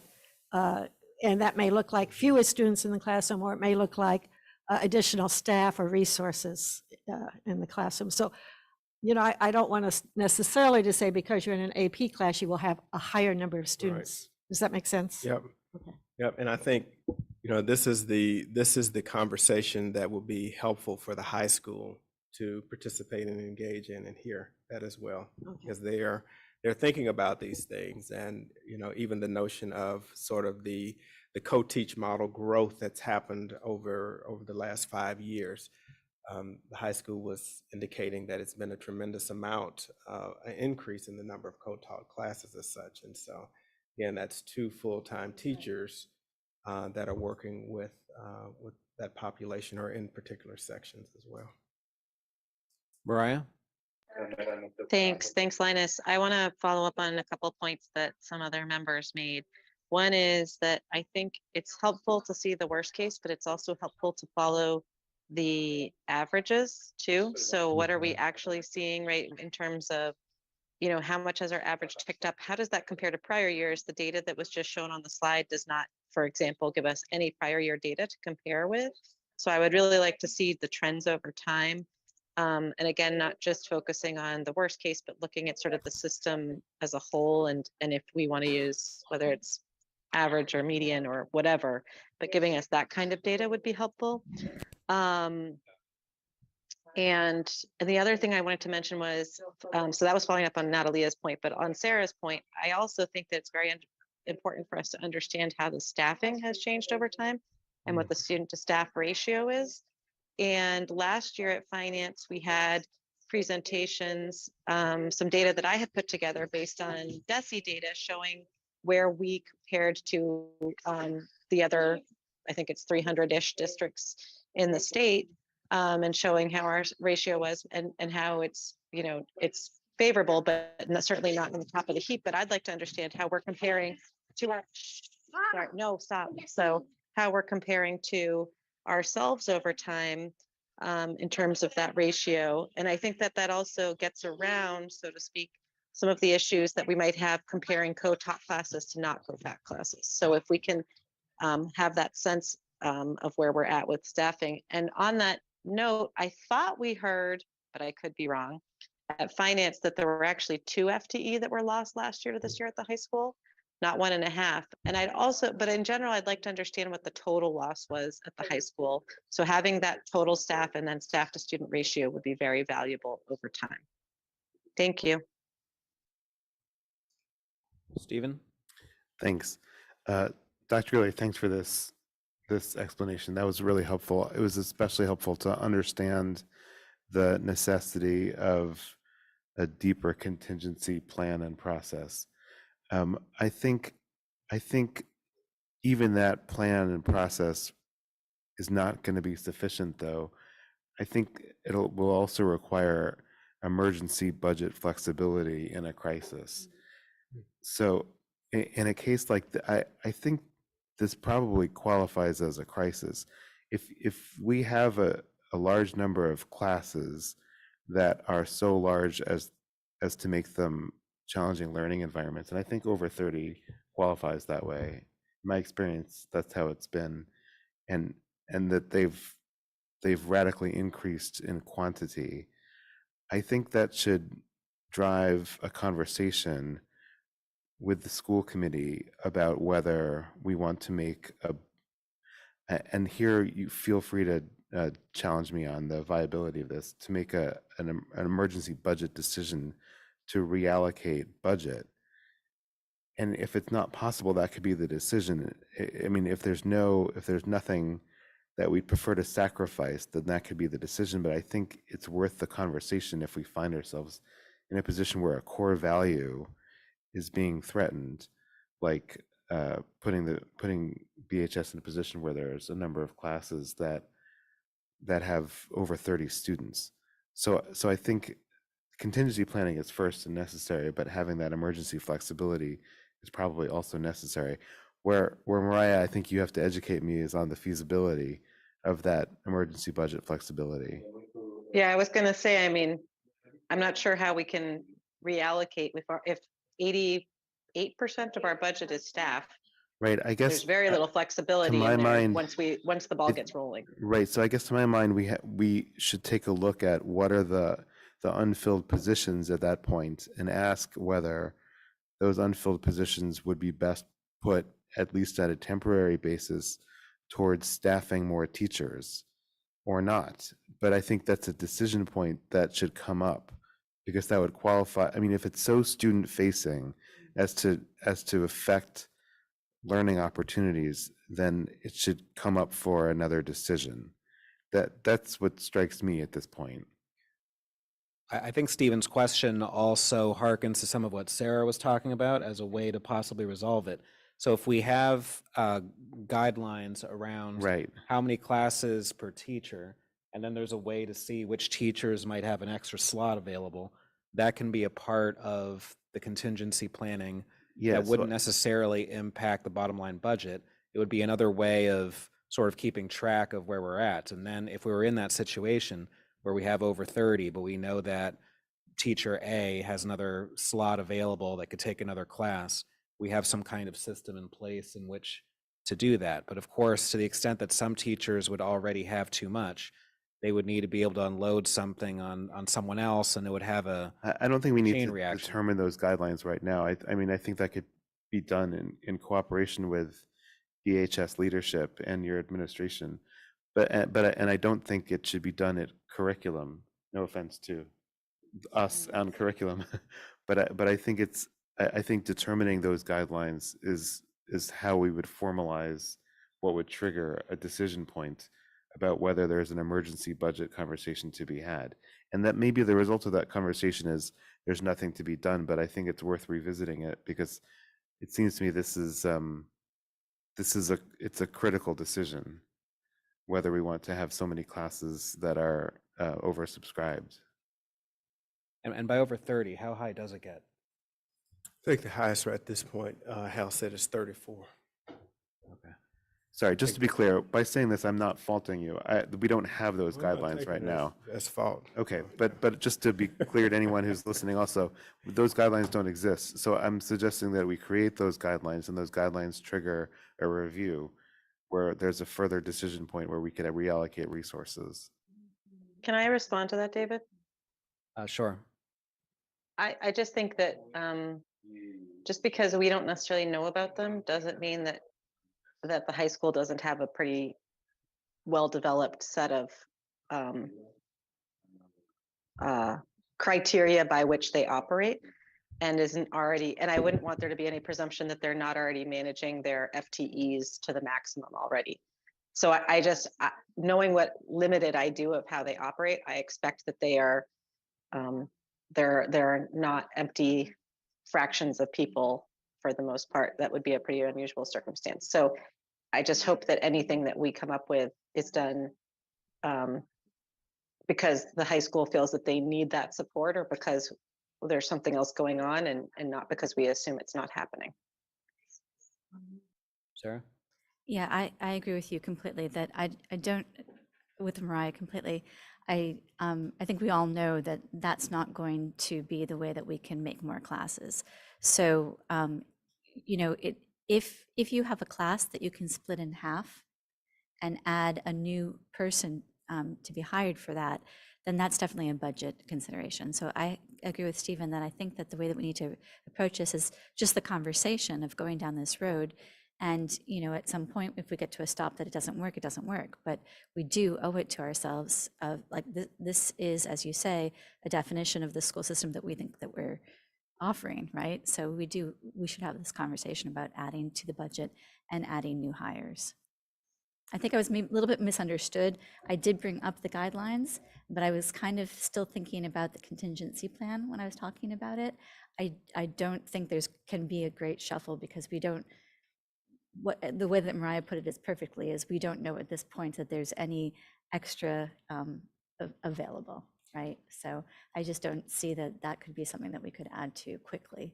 I actually wasn't I mean, I would love to add to the budget, but in a situation where we don't have the opportunity to add to the budget, I think we should at least be able to revisit the budget and how it's allocated. Revisit, sorry, Yeah. yes. And- Revisit, so especially if there's positions that haven't been hired for that could, it's like this same sort of definition where we're not increasing the FTEs that we have at the high school, but we're putting on additional teachers in other capacities in order to split classes in half. Right. And to Mariah, I wouldn't presume to have better judgment than the high school on how to allocate its FTEs. This would have to be done in support of wherever the crisis is. I'm just proposing an additional decision point that would allow us to review the budget in an emergency situation, because I feel like in this case, I feel like we were powerless. A crisis kind of rolled out and nothing really, nobody's able to do anything about it. Perhaps there was nothing to be done about it, but there was no point at which we were able to review and consider it. Repeating myself now. Andy? Yeah, if I could bring this back to Linus's question to the school committee earlier about the K-8 class size guidelines, so 22 for K through 2 and 25 for 3 through 8. Like, I guess the question is, so we have these guidelines, but a lot of people do seem uncomfortable whenever classes start to edge close to those guidelines. So then of what use are the guidelines? So does the committee feel like we need to devote some time in the docket to revisiting these guidelines in the context of probably writing our budget priorities document? If so, then we need to keep that in mind in making up the agenda for the coming meetings. If we are going to have such a discussion, though, and I think it would be important, I'd like to see sort of the full data about, and we're going to have this soon in terms of the October 1st enrollment presentation. And in looking at that, we'll be able to see how common is it that we have a 3 through 8 that's maybe with 26 instead of the guideline of 25, for instance. Is it just 1 or 2 in the whole district, or are we looking at a large number? And that'll be informative for the discussion. Are we not getting that on when we get the other presentation, though? Are we not doing more K-8? We Or are. are we only We'll have doing the that. high school in the future? But at that future meeting we're talking about, it's only high school. No, I think it would be K-8 as well. Yes, K-8. Okay. We saw preliminary numbers. Yes. There were We- not we many saw- large classrooms.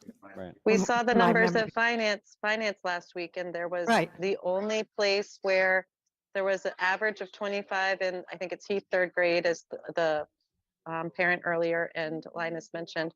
And I think there's an average of 24 in some other grade, in some other place, and everything else I think is 15 to 23, and all the schools have an overall average of 18 to 20.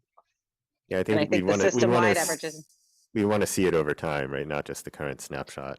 I agree. No, I agree exactly. But I think, well, because we've just been discussing this extensively over the past couple of years, we actually have very detailed average data over the past couple of years already. And so, and I don't think that we moved particularly, although we have discussed sliding the average up a little bit in K through 8, I don't actually think it's moved. So does the committee want to devote committee time to, revisiting this issue and possibly changing the guidelines in advance of setting the budget? I think I think you have to look to see what the trend is. Right. I think we need to look at the data, see the trend. It might not result in a lengthy discussion where we have to change anything.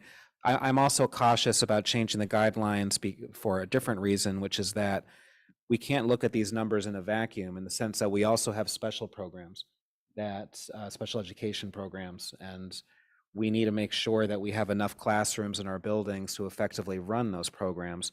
And so if we get rigid about the guidelines and say, well, we should push down the average even further to make sure that we never have a situation where we have a class of 26, and then that impacts adversely one of our special programs and we can't run it in a certain school, or now we're running out of space for them.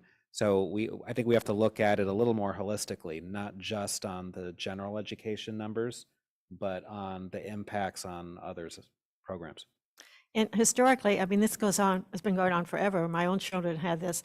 There'll be bubble grades so that, you'll have 3 sections of a grade all the way through, and then suddenly you've got a class that needs 3.5. And that's where it gets tricky. When you have that number like 50, do you make that 3 classes of 16 or 2 classes of 25? And what can the school handle with the facilities? You're right, with the classroom availability. Anyway, so it typically, in my experience, has been an exception rather than the rule, that you have a bubble class and you've got to deal with it. And sometimes you keep it bigger, and sometimes you divide it up depending on the needs and how much that is. So it's not the guidelines that's throwing you, it's the actual student population. Does that make sense? Are you following what I'm saying? Yes. Stephen? All right, Natalie. No, I just, and maybe I want to revisit the guidelines conversation a little bit, but also in the context of understanding, like one of the biology teachers said that she didn't have enough equipment to run the lab for the student number, and the parent said, they don't all fit around the rug, like the constraints, like what are some of the constraints? And I don't think school committee should be deciding on guidelines, but we could ask, that if there is a constraint in like a biology class that you only have 25, to be safe. Like I think safety came up, like that to me was a really important, like I'm surprised that the high school doesn't have guidelines, and maybe it isn't by overall, but that certain, classes. So I would like to think about class size in the context of what is important for student learning, but also for teaching, what is, because in the AP kind of argument, thinking about it from the student perspective is one way, but a teacher in an AP class may demand more homework. And so suddenly you have, I've just gotten through, 50 students of grading and how long it takes, like from the teacher perspective, if you're asking for a 10-page paper instead of a 1-page, having a 30 class, like that is a huge toll on the teacher for grading. So I just would like to think of, physical limitations, teacher perspective, student perspective, and parent expectations a little bit. And, maybe we can't do anything about it, but I have been pretty distressed by the high school class sizes. So I don't know. I'd like to have a conversation. Andy, that's just an answer to you. I would like to have a conversation. Stephen? In the area of BHS classroom guidelines, I'd like there to be some, but I'd also like to defer to Dr. Fortuna and OTL to lead that discussion, because I think that belongs to them. And I'm happy to participate in it, though. Just to be clear, and I think I speak for everyone on this, no one's trying to step on any toes or make negative assumptions about what's already taking place, but clearly we don't really know. And so having district leadership lead that conversation and provide us with information will put us in a better position to understand what adjustments, if any, need to be made to guidelines as well as future budgetary I guess what I mean, though, is I don't think it needs to be docketed unless OTL and or the principals are advocating for a review of the current guidelines, because there's a problem. The only area where I think we should be more proactive is with BHS, because of the current situation that showed us that we could land in a problem like we did. Okay. Go ahead, Sarah. So just to kind of be in the spirit of the way that you're talking about things, could a next step be that we ask, we ask what is the potential solution that the high school sees to this, and then proceed that way? Would that satisfy what you were thinking before? Could our next step be to ask, are there part-time teachers that are there that could have additional FTEs? Are there rooms that are there? What does the high school advise that we do? Oh, I actually trust I trust the administration's efforts at solving this problem completely. My proposition was more about process at avoiding future problems such as this, so that the problem could be brought before us, and that we could create an opportunity to reallocate budget so that the problem wouldn't affect students. For this specific problem, I trust that the administration is working with BHS to address the problem directly, and I think we'll learn more about that on the 28th. I wouldn't presume to have any solutions myself. All right, anyone else? Okay, so let's move on then to the next discussion item, which is David, I'm discussion. sorry, could I just bring up one thing for Sure, go ahead. the high school? On the 28th, can we also request, if there wasn't going to be already, that there be discussion of the impact and the mitigation on students who are unable to take the full AP programming that they would have liked to for their post-secondary planning? Correct. Students that are trying to get into APs and can't get into them, and how we're handling that.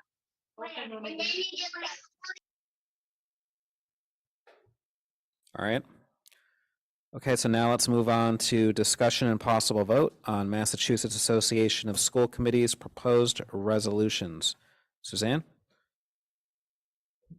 Okay, thank you. I don't know, maybe Sarah doesn't know, Natalie, I don't know. So the MASC and the MASS has a conference every year, and the MASC has resolutions that various school committees, or it could be committees of the MASC put forth, and then we vote. And so we have one delegate vote, but and the delegate typically votes the way the school committee tells us to vote, tells the person to vote.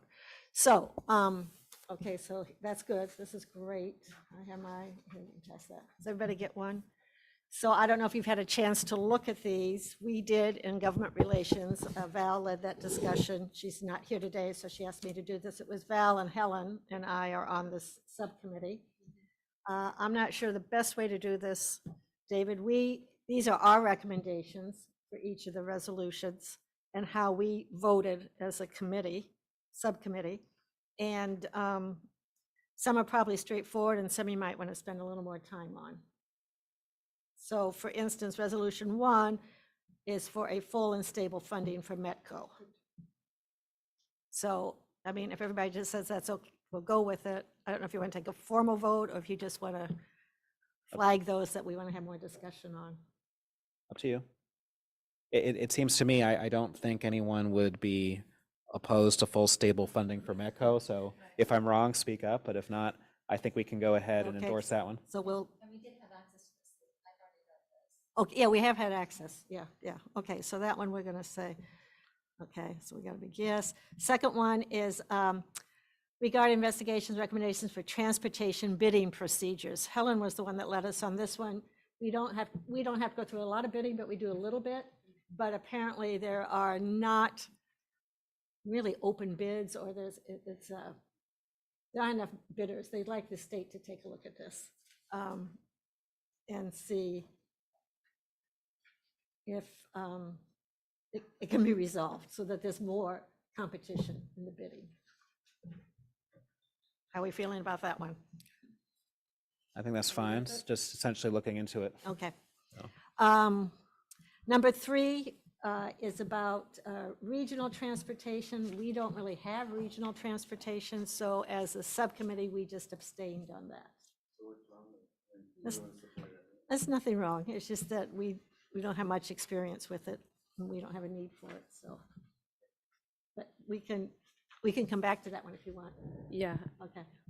Okay, we'll come back to that one. Resolution 4 is the suggestion that they recommend, it's a recommendation that all districts adopt a position of a DEI coordinator to work towards an anti-racist school system. It's not a requirement, it's a recommendation. We voted unanimously for that one. So this one I do have different feelings on. Okay. And it's not that I'm against DEIJ work. I'm absolutely for it. But I'm not sure that it is always to be most efficiently dealt with through a DEI coordinator. I actually have my doubts about that. I think that to the extent, I think that diversity work should lie in every department, and it's so pervasive throughout a system that having just one person, or it's often one person, working on that is insufficient.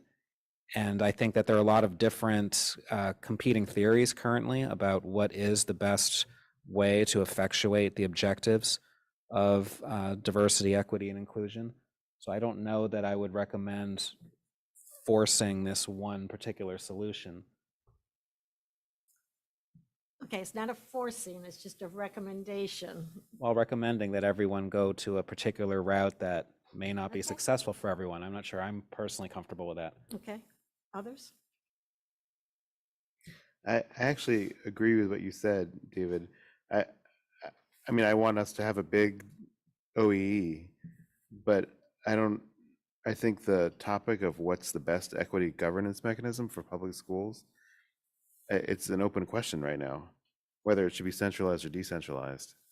So it seems interesting to me that their DEI recommendation is a structural one. I wonder, do you know why they did it that way? No, this is from Division 10, which is, most of the divisions are geographical. This is the only one that's not. It's by membership, and you can join it. So you can be in another division and be in this. And this is the DEI division of MASC. So this is their recommendation. And I think if we read the whereas, they want to make sure that people are thinking about this. Like they don't want districts to just not do something about it. And so this is what they're considering as a minimum effort to address this issue. I just worry that it potentially sidesteps meaningfully addressing it. I wouldn't want to see districts say, okay, we met the goal, we hired a coordinator, now we're done.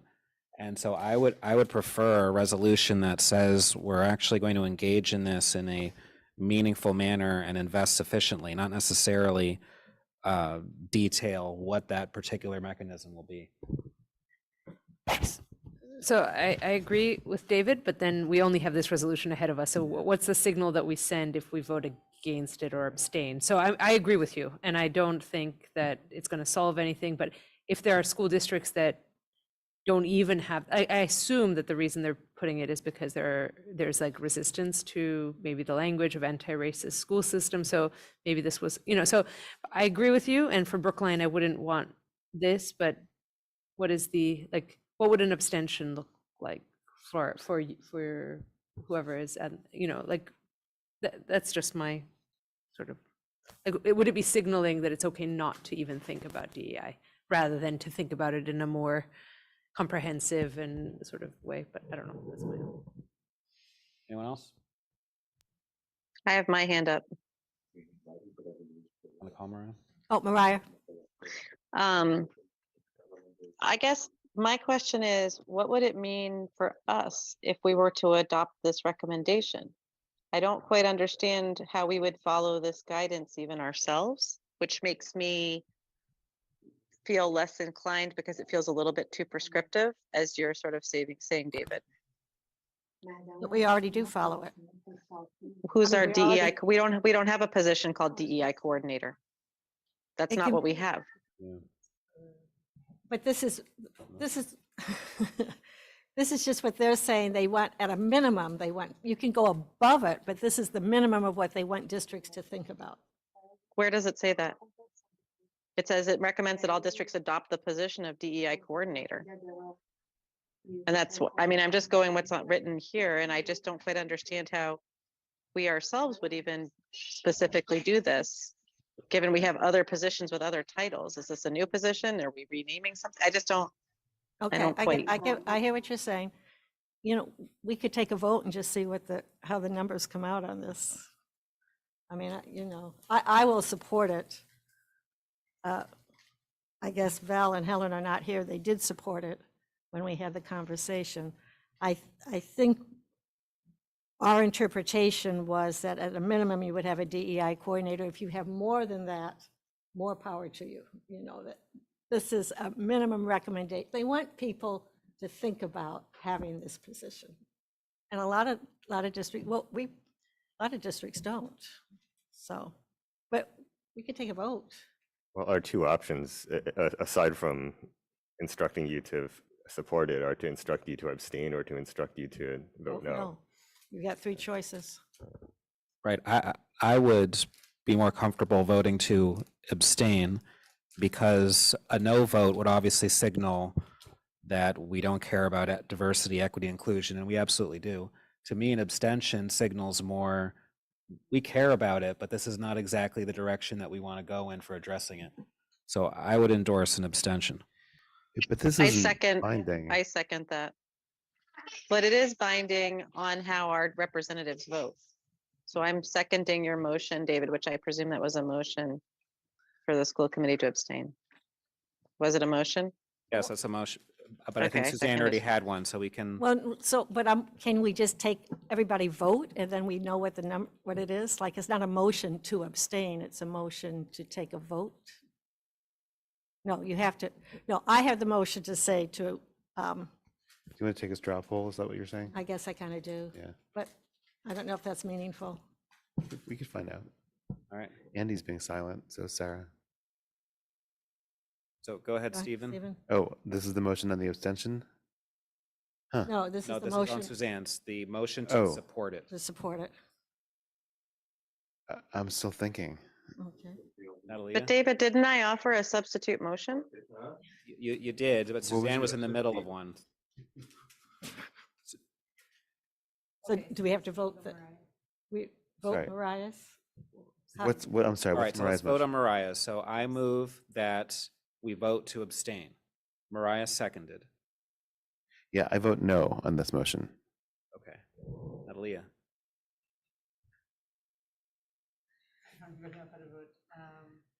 I abstain. You can? Suzanne? No. Andy? Yes. Sarah? Yes. Mariah? Yes. And I also vote yes. So, that means you should abstain. right, Right. okay. And hopefully they'll give you an opportunity to speak and you can explain our abstention. Does it work that way? Yeah, it can work that way. So I would like that. I don't want Brookline to get a negative reputation on this. I just want us to be clear that it's precisely because we strongly believe in the importance of diversity, equity, and inclusion that we don't want a simplistic response to it. Okay. Okay. When is this happening? November 8th. Okay, next one is, 5 is the MASB. And it is, there's a lot of bunch, removing an $800,000 cap, to reinstate the accelerated repair program for 2024 applications, and allow public preschools to be included in the acceleration repair program. The subcommittee voted yes on this, 3-0. Oh, 800 million. Oh, sorry, you're right. Which they have Can more I ask money. a question on this? Is this what happened? I thought that this already happened by the legislature, and that's why, for example, the Pierce money came through. Yeah, That that's what additional we were Pierce just, money. yeah, that's what we were just saying. I think it did. I don't know. So maybe the first one is mute at this point, but the other two about reinstating accelerated repair program and including preschool, public preschools in this. I see. Okay. Is everybody on board with that? I think so. Anybody object? No? All right. Okay, the next one is the Bus Stop Arm Surveillance Act. And so Peabody and I think Marblehead, there was another one that did it, that went in on this one. And the idea is that they would actually have cameras on buses. So if you run the stop sign, you would be caught. We actually abstained on this one because we don't really have that problem, and because it felt a little bit, the camera idea felt a little bit Big Brotherish to us. A little bit. So Would you consider a no? you could consider a no. I know that Peabody's had some problems with this, that people are running through the stop sign, and the kids are, at risk. So we were just going to go with abstention, but how are people feeling? I'm fine with abstention on it. Okay. All right, seems like there's agreement there. Okay, moving along. Let's come back to the MCAS because that'll probably be a longer discussion. Maybe not, I don't know. The safe storage of firearms, that's a resolution asking at the district level to send letters home to families telling them the importance of keeping the firearms locked. We said yes for that. We supported that. I think that makes sense. Everybody on board with that? Okay. Let's go with that one. Oops, that's that one. And that last one that wasn't a resolution is a proposal to change the bylaws. You have that at the top of that last page. It's a matter of kind of following the bylaws and cleaning it up if it's been on for too long, if it keeps coming up or allowing readoption if the legislative committee feels that's the right thing to do. We said yes for that. Okay, sounds okay. Okay, so the two that we have left are, we could try MCAS. See how you feel about that. It's related to MCAS. They're suggesting, came from Framingham, develop a wider system strategy for evaluation system. Actually, a couple of them say that. Get a comprehensive evaluation to look at the biases pertaining to MCAS, to enact a moratorium on MCAS testing, and to develop an alternative to the high-stakes MCAS tests. We said yes to that. I have been waiting for that one. I'm all for that as well. Anyone opposed? No? All right, Okay. so yes. Okay, that's a yes. I didn't know how this group would feel, but there we go. And then we go back to that one, the regional transportation.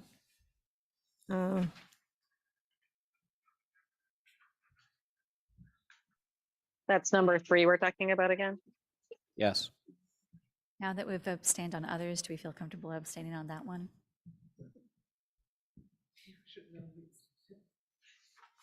I mean, do we have the knowledge needed to evaluate this one? I don't. No, that's right, we abstained on that one. I think that's fine. Okay, everybody's, okay, okay.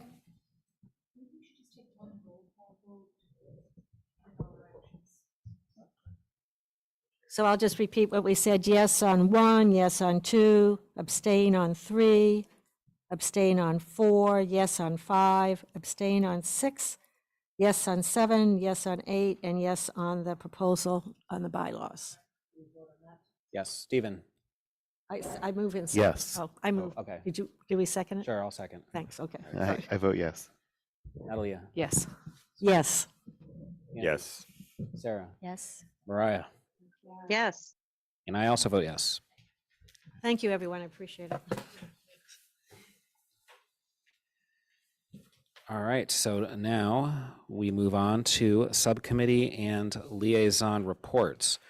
We do not have Helen with us today for capital improvements update, but I would like to provide a very important one regarding the Pierce project and the excellent news that we received from the MSBA that due to a recalculation of reimbursements, we will now, as Dr. Guillory had mentioned earlier, be saving approximately $7.6 million for the taxpayers.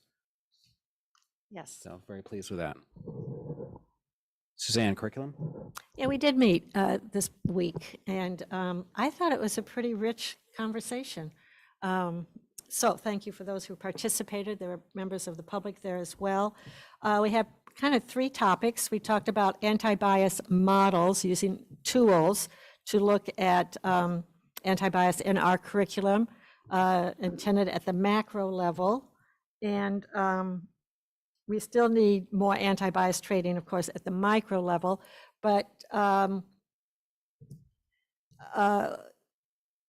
it was a good conversation, and Dr. Fortuna shared with us a number of tools that they could use. We liked 1 or 2 of them, and we're going to let them go forward with that. Those tools are checklists, they're conversations about if the materials meet the criteria for anti-bias materials. We also, as a part of that, we had some guests, and we talked about, in this case, anti-Semitism and that conversation and that definition, and talking about other isms that we talk about, and we actually are sending that over to policy.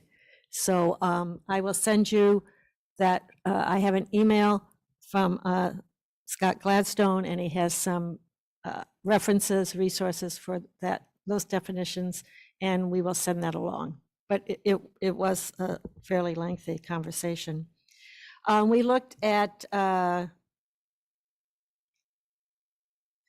so also about that, I just wanted to say, we looked a little bit at the strategic plan, and we're still under anti-bias, though, that we're looking for. Claire joined us, and we are looking for a full equity audit. And that will probably be in year 2. There'll be an outside consultant.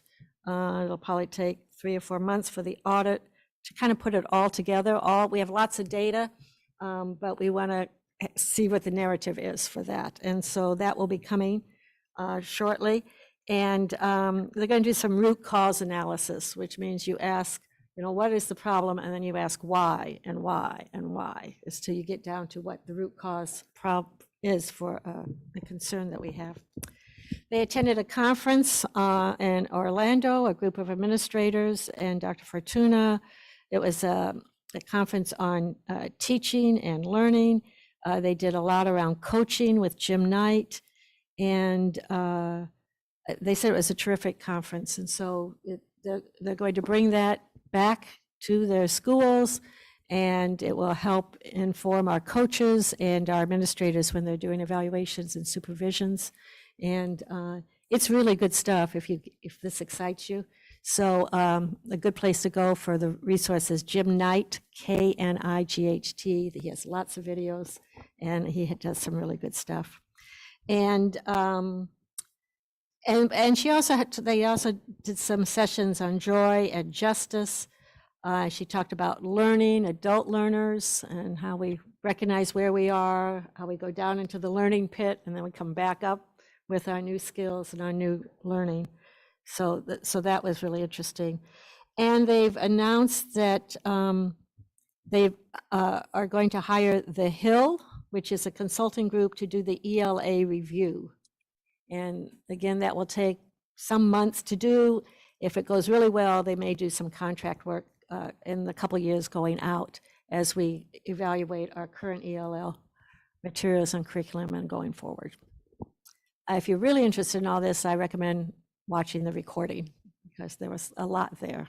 So thank you. Mariah?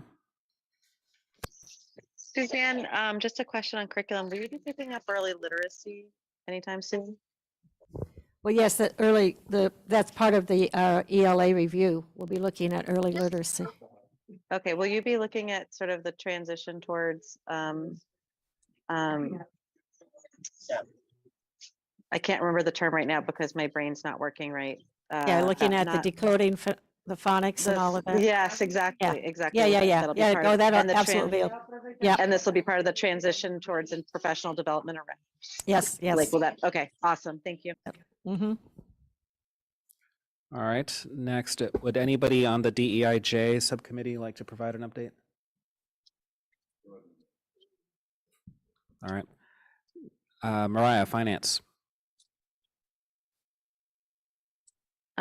So we had a meeting last week, and I think, I just need to check the agenda. I think we've talked about everything already tonight. We already recapped it, but give me 1 second just to double check. There was and an make sure I- enrollment report from Megan. Thank you, thank you. An enrollment report from Megan Gainey was at our meeting. Sorry, let me just. So we had the enrollment report, and it was a preliminary report. It showed that we are approximately down by, I think it was 90, or up by 90 students at the high school and down by, I think it was 100 and something, I'm sorry, I can't remember right now, students in K-8. And there'll be other numbers coming out. We discussed some of the reasons why this might be, and the big contributor was kindergarten enrollment that fell short of projections. That was the largest area of difference. And I also want to give an update on the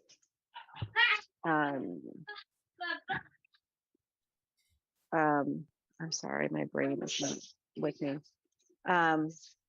The payable, the pay accounts payable. And let me give you we haven't actually reported, believe it or not, since April, end of April. And so for the end of fiscal year 23, there was $6.2 million that was spent in that last 3 months. And then for so far in FY24, it was $7.2 million that's been spent so far. And I always love to give you all a highlight, a little nugget, and you'll know why I say nugget in a moment, of the things that we see. And last week I signed off on, I believe it was OwlScat, a purchase of OwlScat for 3rd grade. So there's some little nuggets for you to to think about. And other than that, nothing particularly to report. A lot of food, a lot of classroom materials, office supplies, and other external services that we incur. And that's my report. All right, thank you. Suzanne, was there anything further in the last government relations meeting? No, except I think we did say, we set a date. Did we set a date for legislative? That's okay. Okay. But that's kind of to be announced. All right. Yeah.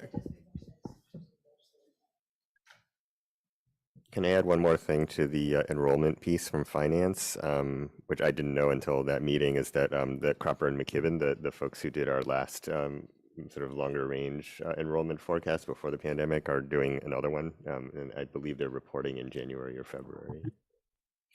Yes, thank you for adding that. And I should also add that that Brookline will have a second enrollment report from NESDEC, which is a organization that we have joined that also provides enrollment forecasts. So we will have some complementary enrollment information from which to triangulate not just one report, but multiples.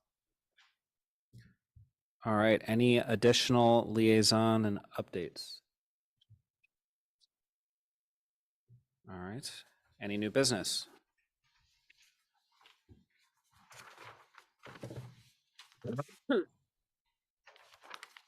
Seeing none, I move that we meet in executive session pursuant to Massachusetts General Laws, Chapter 30A, Section 21A, for the following purpose. Purpose 3, to discuss strategy with respect to collective bargaining with the Brookline Educators Union, Unit A, and paraprofessional unit, if an open meeting may have a detrimental effect on the bargaining and litigating position of the committee, and the chair so declares.